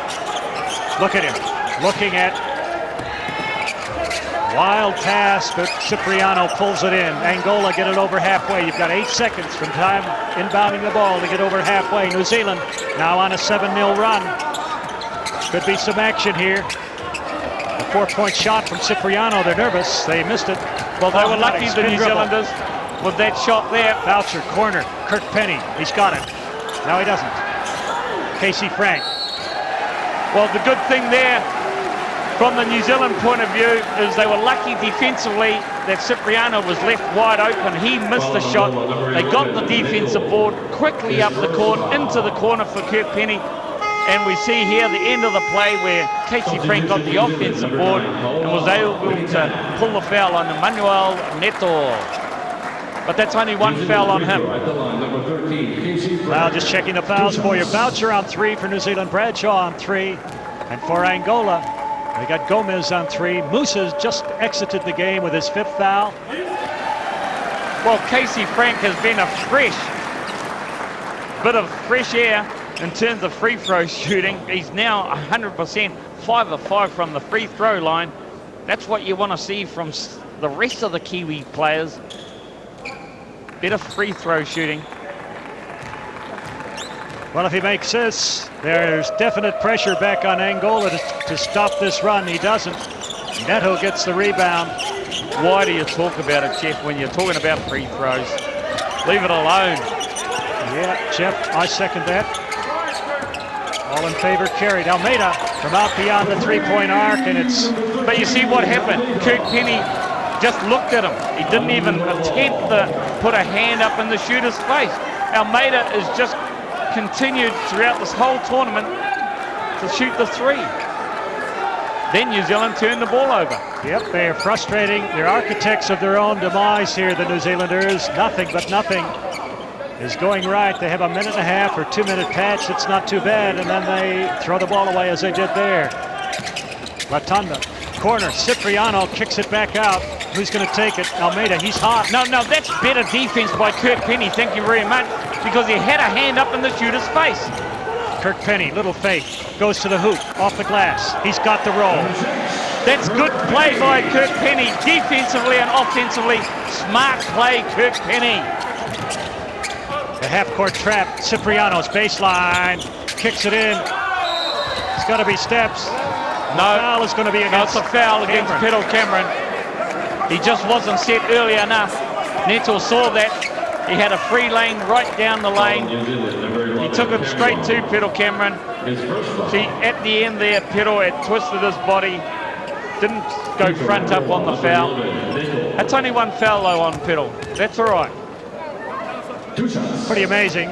Almost 2.5 periods of play. Well, almost 3 periods expired, and Pedro Cameron on 1 foul. So he's got 4 punishing ones to give up here.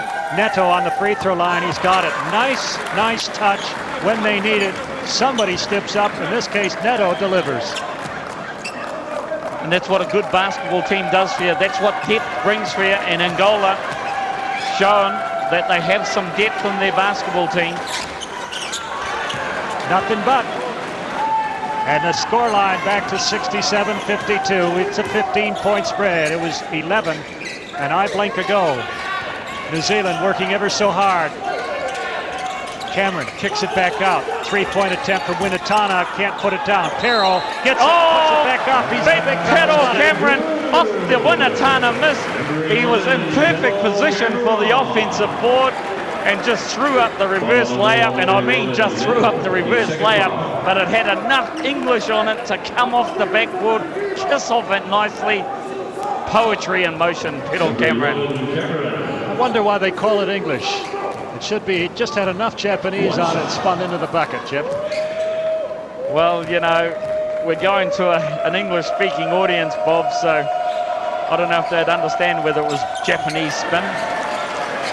Okay, the three-point play from New Zealand. Full court pressure continuing. Almeida goes left.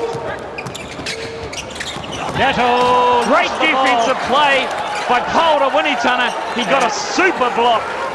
Super block by Paul Winitana. Great defensive effort. That's what we're needing.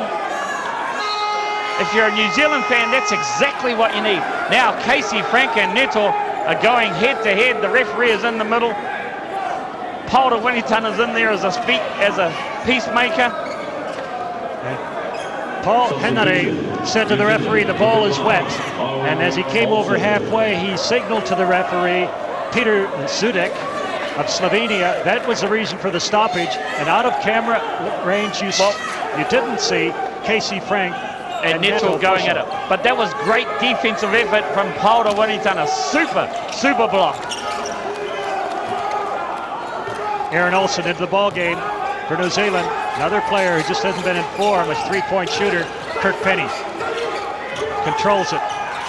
Looking to go one-on-one. Goes baseline now. Spins, little fake. Oh, great move, Kirk Penny. But he missed the layup, but that was a great offensive one-on-one move. I know New Zealand fans watching will get frustrated, but the lead is down to 12. Another defensive stop here before the quarter ends. New Zealand are right back in this game. 40 seconds and counting down. Almeida. Unfortunately, that's not, if you're a New Zealand fan, that's not what you wanted. A foul. Paul Winitana. Foul on New Zealand, number 13. Sorry. Casey Frank fouled there. That's Frank's his fourth. And that puts pressure on the big fellas. Barrow Cameron on one. Bradshaw on three. Casey Frank on three. Tony Rampton, who's played very little, is yet to foul. And the first free throw. The reason why Tony Rampton's not playing is he's not able to finish close to the basket. And we need our big men to be able to convert easy points close to the basket. Look, Angola is just so steady from the charity stripe. And Alberto Carvalho, the coach, doing such a good job with this team. This team's a real different prospect than they were in 2004. They've got composure. They're playing a complete basketball game now. The reason for two good, solid wins against Panama and Japan. And they're really kicking the Kiwis here. Phil Jones, nice feed. No, he traveled. Casey Frank traveled. I just don't understand why, one, Peter Cameron didn't take his man down low. Two, Phil Jones didn't shoot the three-pointer. And Casey Frank travels all the time. I just don't understand the Kiwi attitude right now. Well, 21 seconds and counting down. Full court pressure, Almeida versus Phil Jones. Gets it over halfway, the pass into the corner. Cross court, back to Almeida. They're going to chew up time. We're down to 10 seconds. They want one last good look. Almeida will make his move shortly. He goes left, into the paint. Doesn't go down. And a pushing foul. It's going to be against New Zealand. Can you believe it? They're going to finish up with two free throws with 1.9 seconds. Peter Cameron guilty of a foul there. But it's systematic of what New Zealand has shown in this game. They had an opportunity 30 seconds ago to be within 9. They took a bad option, they took a bad shot. Angola comes down, are able to take advantage of the bad shot, score, and now they're back with 1.9 seconds on the clock, and they've got an opportunity now to extend this lead to 16. And if I was a betting man, you'd bet that this man here, Mingus, would make both of them. He's shooting 81% over 2 games in the tournament. I don't think he's missed in this game either. And as I say that, perhaps dropped a little curse on him. Now you wonder why Craig Bradshaw would come in 1.9 seconds to play. That's to ensure that New Zealand get the rebound. If this shot misses, they can't afford an easy putback off a miss. It bounces and goes out of bounds. Why Casey Frank didn't grab the rebound instead of tipping it out. Now the Angolans, just brain explosions. Now the Angolans have an opportunity, 0.5 seconds on the shot clock to shoot it. Starts now. You see, that we could have been punished. On line, just a little bit short as Cipriano misses right at the buzzer. And Angola hanging on pretty comfortably, pretty composedly to a 69-55 lead over New Zealand. 10 minutes to play in the ballgame.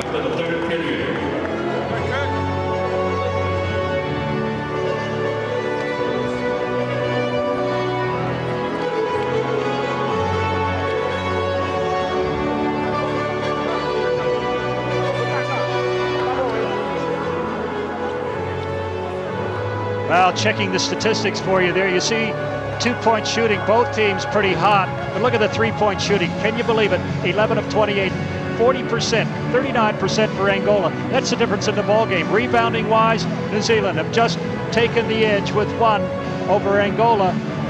Cipriano, the forced pressure, gives New Zealand a couple of points here.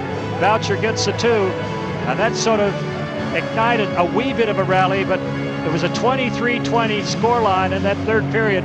Not enough for New Zealand if they were going to make an honest run at the Angolans here. And game number 3, day number 3, Pool B match, Hiroshima. Penny shows his class, going to the glass.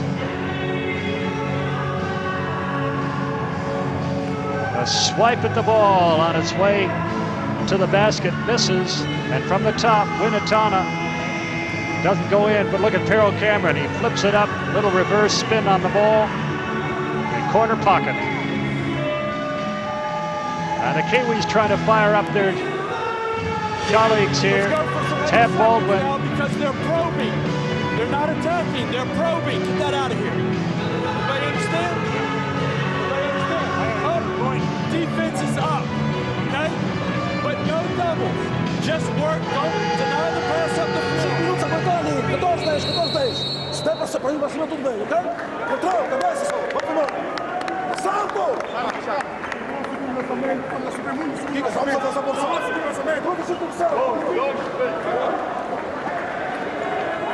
Angola has been magnificent. They know they've got the game wrapped up if they can hang on. 10 minutes of time left to play. They're leading by 14.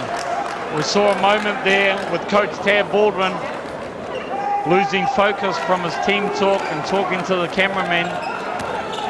Just part of life these days as a coach. Cameras shoved in your face, microphones. Aaron Olsen into the game to shoot threes, and he comes out and does it, so it's an 11-point ball game. We won't get too excited yet. They've got to build on this. They hit the scoreboard have only given them 2. The referee signaled 3, I believe. It's only a 2. Angola, well, you got Boucher hanging around over there, and he gets a touch to the leather, knocks it out of bounds. That doesn't reset the shot clock, so there's 8 on the shot clock. Will Angola forget that? Cipriano, Olimpio Cipriano inbounding the ball. Gomez, Almeida coming high. Mingus, the leading scorer in the game on 23. He comes up to help as well. Almeida. Oh, look at that. Do you love it? Do you love it?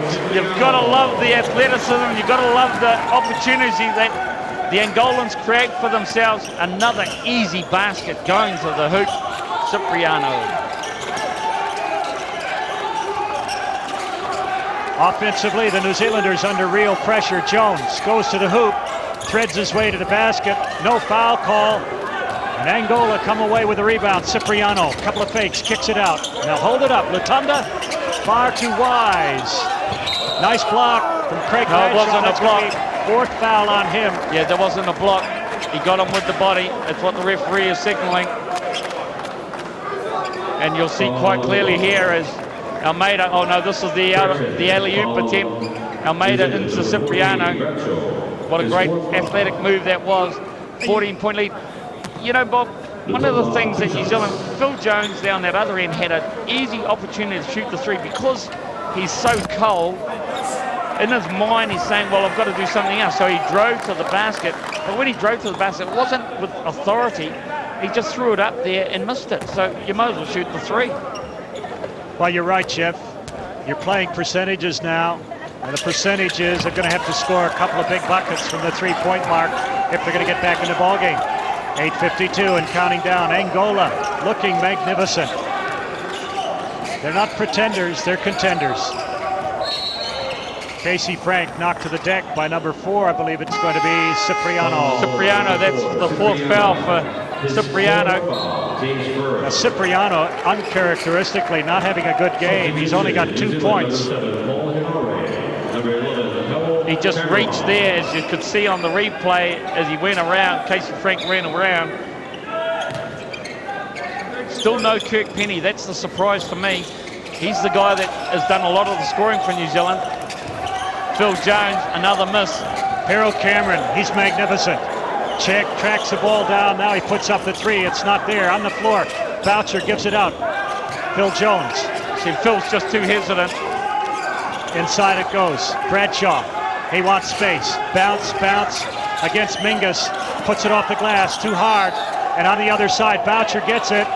Puts it back. And look at that. 3 shots, and it just doesn't drop for the But Kiwis. who comes up with it? Minguez comes up with the defensive rebound. He just went straight after it. New Zealand had 4 opportunities to score there. 4 offensive rebounds.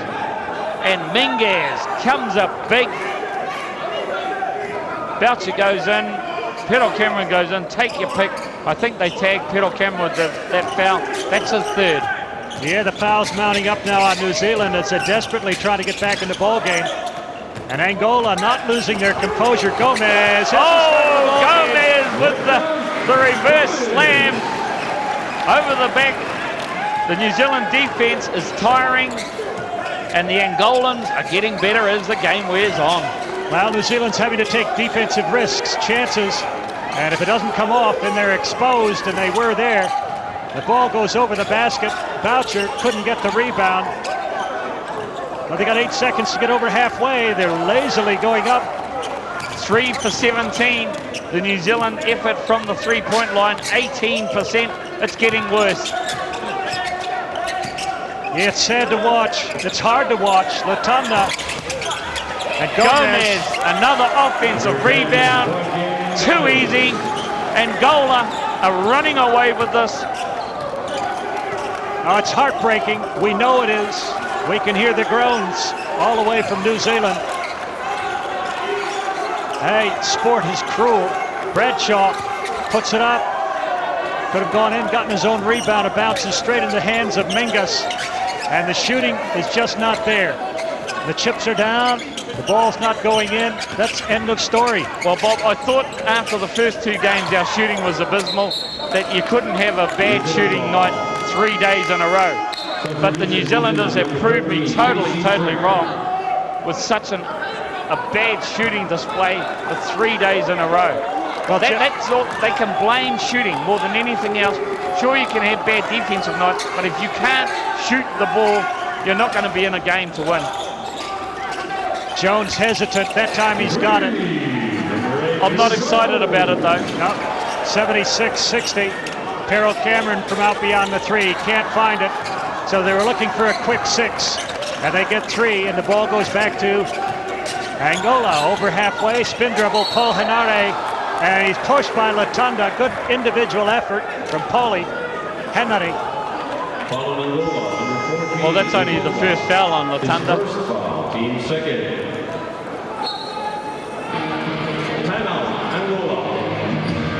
Well, we got a timeout taken. There's just over 6 minutes to play in this 3rd round encounter. Angola versus New Zealand, and it's still a 16-point spread. Angola 76, New Zealand 60.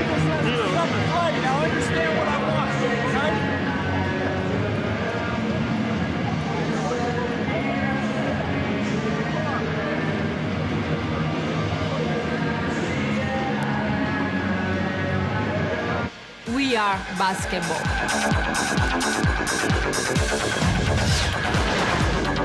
We are basketball.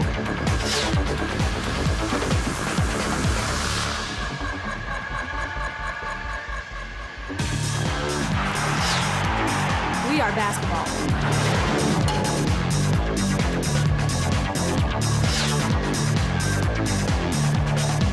We are basketball.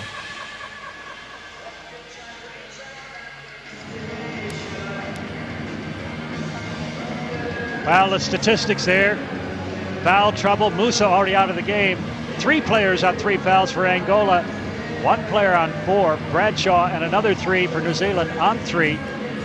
So fouls evening out here, and I suppose, Jeff, with 6 minutes, 16 seconds left in the ball game, fouls could still play a part in it, but Gomez finishing off like he did start at the game with a nice little dunk. Yeah, I don't believe fouls will. New Zealand. I don't believe fouls will take a part in this game because of the fact that New Zealand haven't taken advantage of the foul situation. They haven't been able to shoot the easy jump shots. They haven't been able to get good 3-point shots off like this one of Phil Jones. You know, that one goes down, but like they're shooting at a clip of 4 of 20. Well, the interesting thing is they're shooting, New Zealand that is, shooting 59% in the 2-point range, 62% for Angola in the 2-point range. But Angola put down 11 3-pointers, New Zealand only 4.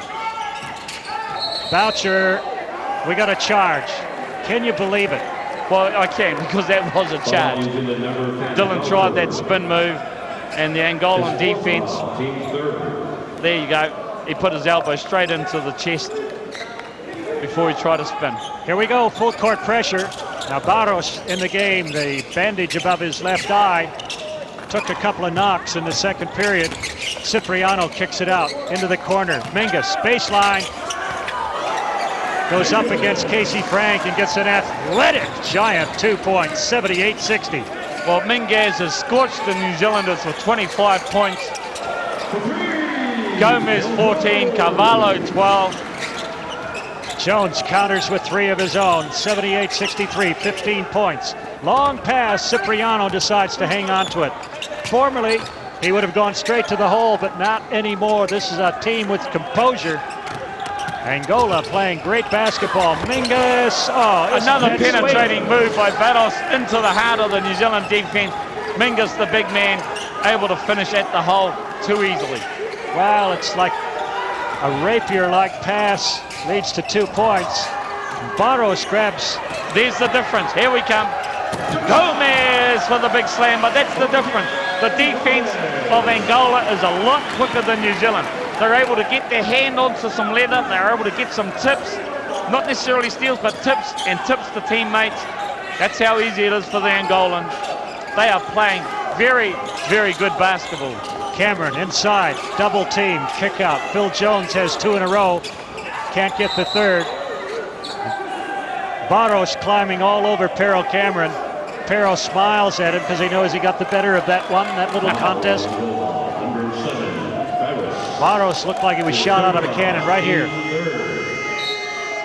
Substitution New Zealand, number 6, Kirk Penny. Barros there, pointing away there. Finally, Kirk Penny is back into the game. 4:40 to go, and this is his only action.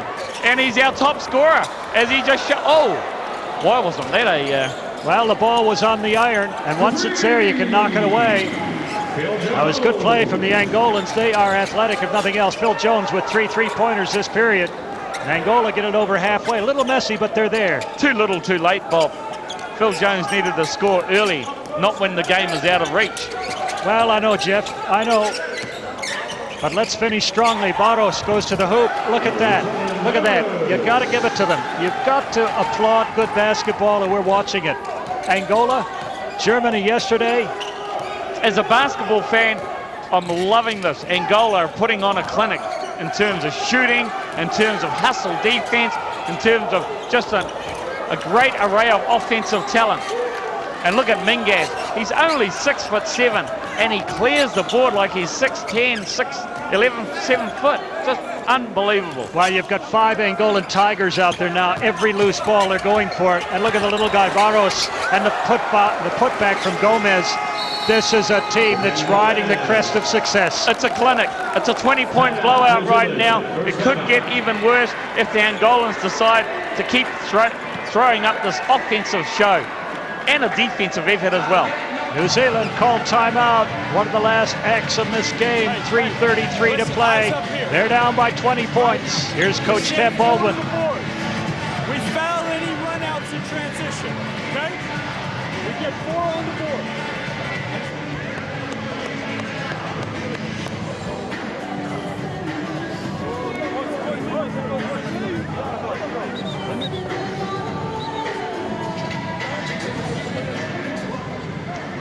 Highlights, Jones steps out and knocks down a 3 for the Kiwis. He's got 3 of them this quarter. But it's probably too little too late, as Jeff says. The problem is at the other end when you see Gomez. Exactly. Angola, great defensive play led to another great offensive play. And Gomez, he's played the game with 3 fouls, but he's got 18 points. And look at that nice little athletic move again. And Gomez, do you mind if I dunk, sir? Well, you know, Gomez and look at the assistant coach. They're starting to dance in the streets of Angola right now. And why wouldn't you, Jeff? This is a team that's transformed itself from its last place finish at the Olympics in 2004. From pretenders, they've become contenders, and you've got to hand it to them. What was thought to be a couple of easy first-up wins, first over Panama, and then Japan, and now they're roasting the Kiwis here, and the shooting is phenomenal. And the rebounding is following not far behind.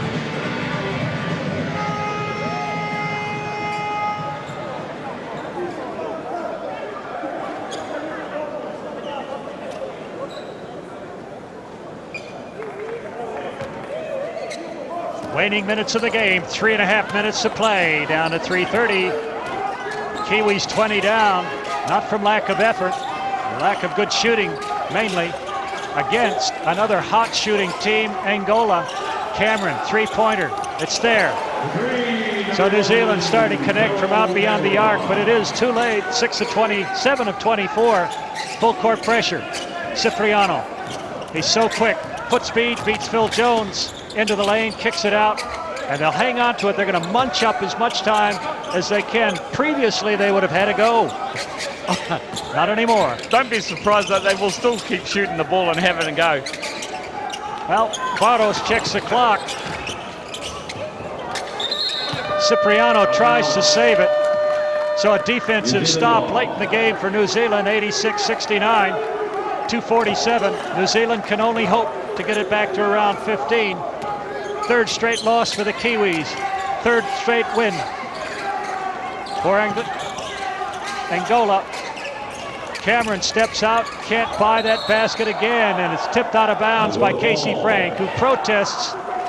Well, you can protest all you want, Casey Frank, because you did tip it out of bounds. Minguez, just a great box out. Well, the little Mozambican referee says, thou dost protest too much, Casey, and gives the ball over to Angola. Time ticking away, 2:20. Very, very tough stuff here at international level, but hey, wait a minute. You've got to remember that Lithuania, world power, lost their first 2 ball games. Serbia and Montenegro have lost their 2. Oh, Gomez! And that was off. You teach youngsters never to save the ball under your own basket and throw it back inside, because that's what Casey Frank did. Gomez was going for the big slammer jammer to finish off the New Zealanders. Pedro Cameron had no option but to foul him. 4 fouls. Foot speed. That's what it's all about for New Zealand. Black hole. Okay, now you want to watch a 100% free throw shooter. I don't think he's missed so far in the game, not in the tournament. Here he is, Gomez. He is leading the tournament, Gomez, in free throw shooting. I don't think we're going to put him off.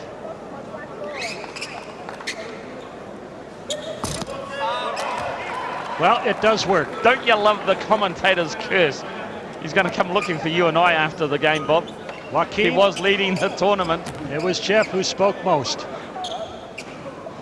Well, he'll counter with this one. 86-69, 2 minutes, 10 seconds to play. Another heartbreaking effort from the Kiwis. Well, he misses 2 in a row. There goes his unblemished record. Hey, come on, how many steps can a man take? Well, quite a few by the look of it, because he was able to throw that up, and Gomez gets another 2. I swear there was a tap dance under the basket before he put up the shot. I don't care what they say, taking steps like that. Look at the defensive effort. The defensive effort from Angola. They're up so much. They're up 19, and they're still hustling like there's no tomorrow. Oh, that's the effort. That's the effort they've shown, Bob. They're a team that's playing on adrenaline, confidence, happiness. The game is ever so easy when you're playing like that. Cameron can't get it. Cipriano pulls it down, and Angola will just use up as much time as they can, and why wouldn't they? And will they celebrate at the end of this game? And the New Zealanders will take a day off tomorrow and come back against Japan. They still have a shot at the final 16, but they must win handily against both Japan and Panama.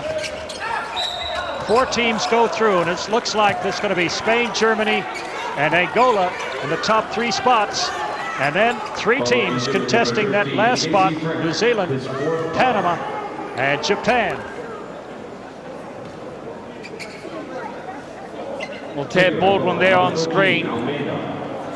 He has no answers for this Angolan onslaught here in Hiroshima. Well, Jeff, this isn't a coaching set of coaching mistakes. It has nothing to do with that. Technically, they're doing the right things. They're trying to execute the right things. But if you can't put the ball in the hoop at a consistent rate, and you consistently fall behind 18, 20 points early on, it's all uphill. I just think New Zealand's lack of foot speed as well has been just clearly shown by the Africans here. The Africans are able to just get out there with such great foot speed. Well, we've known that all along. And there's a despondent New Zealand team. Lack of communication. Phil Jones looked to it. Well, he didn't look to his left. He passed to his left. The player had long since left the position. The ball smacks into the hoarding on the sideline. And oh, woe is New Zealand. There you go. Round and round she goes. And look at Carvalho. A happy chap? You bet. Under 1 minute to play, 93-69. Punishment continues for the Kiwis. Barros, look at him, look at him. Barros has played a great game, not only offensively, but defensively. He's been right in the hip pocket of Paul Henare. Paul Henare is going to go home back to the hotel tonight, and he's going to dream about Barros in his face the whole time. Milton Barros, what a great defensive display. Yes, he's relaxed, he's happy from the corner. Kirk Penny, not even he can put one down. We got a 3-on-1 fast break. Frank trying to catch up. Cipriano. It's foot speed, Bob, foot speed. Yep, you're right. Cipriano was too quick. It's gone, everything's gone. The sun has set. It's a setting sun, we know that. He was dribbling the ball, and he still had 3 guys without the basketball chasing him, and he still was able to finish. Jones comes in, gives it back to Casey Frank. Frank gets the 2. Cipriano picks up the foul. Or was it Barros? No, that was Barros. That's his 5th foul. He can be happy with that effort. He gives a bow to the crowd. Yep. Oh, look at him. Look at him. The little rituals. You see them amongst every team. Number 6, Morales comes into the board. On the line, Casey Frank. New Zealand shooting 16 of 26 from the free throw line, and Frank has been pretty good in the second half. A couple of fakes, and Perro wants the foul. Gomez gives it to them. Foul on Angola, number 10. Well, they're tired, they're despondent. His 4th foul. They've got little spirits in their minds. It's going to be hard to exercise those and get back into the game. They'll have 24 hours off. And then they'll play in 2 days' time. They go against Japan, and Japan will present all kinds of problems foot speed-wise. Very quick, very athletic as well. But if they're going to progress, they're going to have to dig deep again, as I said several times already, and find something from some place that's going to ignite them. It's got to come from the heart. Mingus with a big rebound, and over halfway he goes. Look at this. Oh, they tried to get Morey, the guard, into the alley-oop situation. They're really starting to have some fun now, the Angolans. Yeah. And why wouldn't you? Well, it's been a totally dominant display. Yep, that's offensively and defensively, Bob.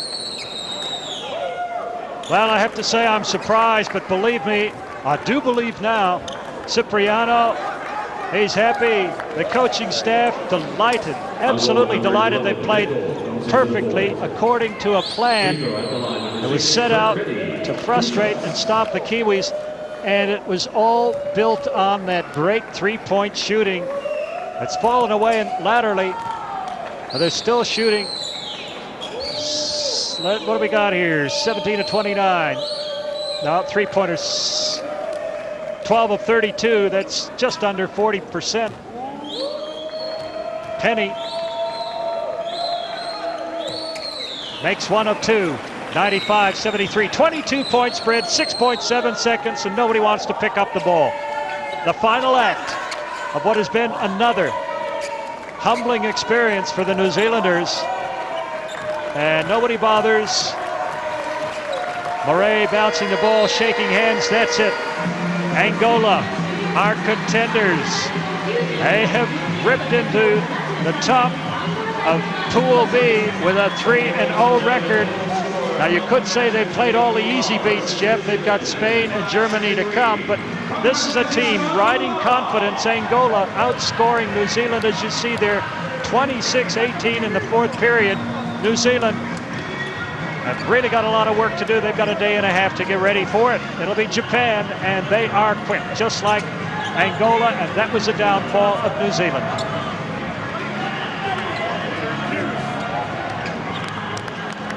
Wow, you got to like them. You've got to like them. They're just so happy. They're confident. It's like catching a great wave. Man, they're having a great time surfing. Well, they've done what they were meant to do. Beat the teams that they thought they should do, and they've done that. That's what the Angolans have done. Now they come up with a lot of confidence coming up against Germany and Spain. And if you're a New Zealand supporter, you'd say to yourself, well, gee, wish we had an easy road like that. They just haven't taken the opportunities. There's a lot of glaring mistakes in this New Zealand team. And to be able to come back to qualify fourth, they're going to have to change a lot of things, I believe. The Angolans, very happy.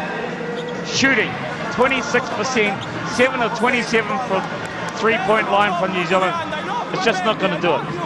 Nor is 18 of 31 from the free throw line. Yes, indeed, Milton, we hear you, mate. Milton Barros, he's sporting, probably proudly so, that little bandage above his left eye. He's been in the wars, he's come up trumps. And Angola, a proud team, a proud tradition, 8 times African champions. And look at their three-point shooting. 38%, 12 of 32. Now that just buried New Zealand. 36 points off threes. And look at the rebounding. They've just powered their way on the boards. In the fourth period, they gave New Zealand nothing. Turnovers, New Zealand 20, 14 for Angola. More importantly, they had 14 offensive rebounds, did Angola. That was a key stat. Well, this is a team, average height, not as tall as New Zealand, but they play so big. They've got these 6'7" inchers. And there he is, the old man, Antonio Carvalho. He's come off the bench. Well, wisdom when they need it produced. He hit 3 3-pointers. Phil Jones, a little lefty there. But it's all Angola. Watch this. How do you stop it? You pray. Find a temple, go into it, and pray. Bradshaw underneath. Bradshaw finished with 9 points. Had 4 fouls. Cameron led the Kiwis with 17. Here was the run, a little bit of a run. Boucher, they got it back to within 11 points, and then it just turned around again. The weather changed and blew the Kiwis out to sea. This was a high point for New Zealand. This is when they were making a run, such as it was. And then, well, you've got to give it to them. It's just so beautiful to watch. The ballet in the air from Olympio Cipriano. The kick out into the corner. And Mingus, well, he says I'll have 2 instead of 3 this time, and he gets it easily. Class act. Now they're just running roughshod over New Zealand. Gomez. Go for more Gomez. Joaquin. The Dream Jam. Well, in case you miss it, they show it from 3 different angles. Punishing it stuff it was. There you see it. First match played today here in Hiroshima, Angola 95-73. And the big one coming up next. Powerhouses Germany taking on Spain. Both teams undefeated, both teams with NBA stars. Dirk Nowitzki for Germany and Pau Gasol for Spain. What a match that's going to be. So there you have it. It is time for damage control for Tab Baldwin and the Tall Blacks. They are 0-3 at these World Championships. Meanwhile, their opponents, Angola, a dominant display in Hiroshima this evening, and they are 3-0. They'll go to the top of the group for the moment, but of course that Germany-Spain match is coming up not too far away. In fact, right here on Sky Sport 2 at 10-7. So it's all on. The next assignment for the Tall Blacks is the hosts on Wednesday night at 9:30 on Sky Sport 1. Join Kenny, the Rock Mastone, and myself for that one, and we'll see if they can actually go through, because that basically now is a must-win game for the Tall Blacks. Lose that and they can forget about advancing to the sudden death stage. But coming next, it's Fred Arcoy talking to Peter Ropari in our Rugby League profiles. That will be followed, of course, by Spain versus Germany from Group B at these 15th World Basketball Championships. Enjoy.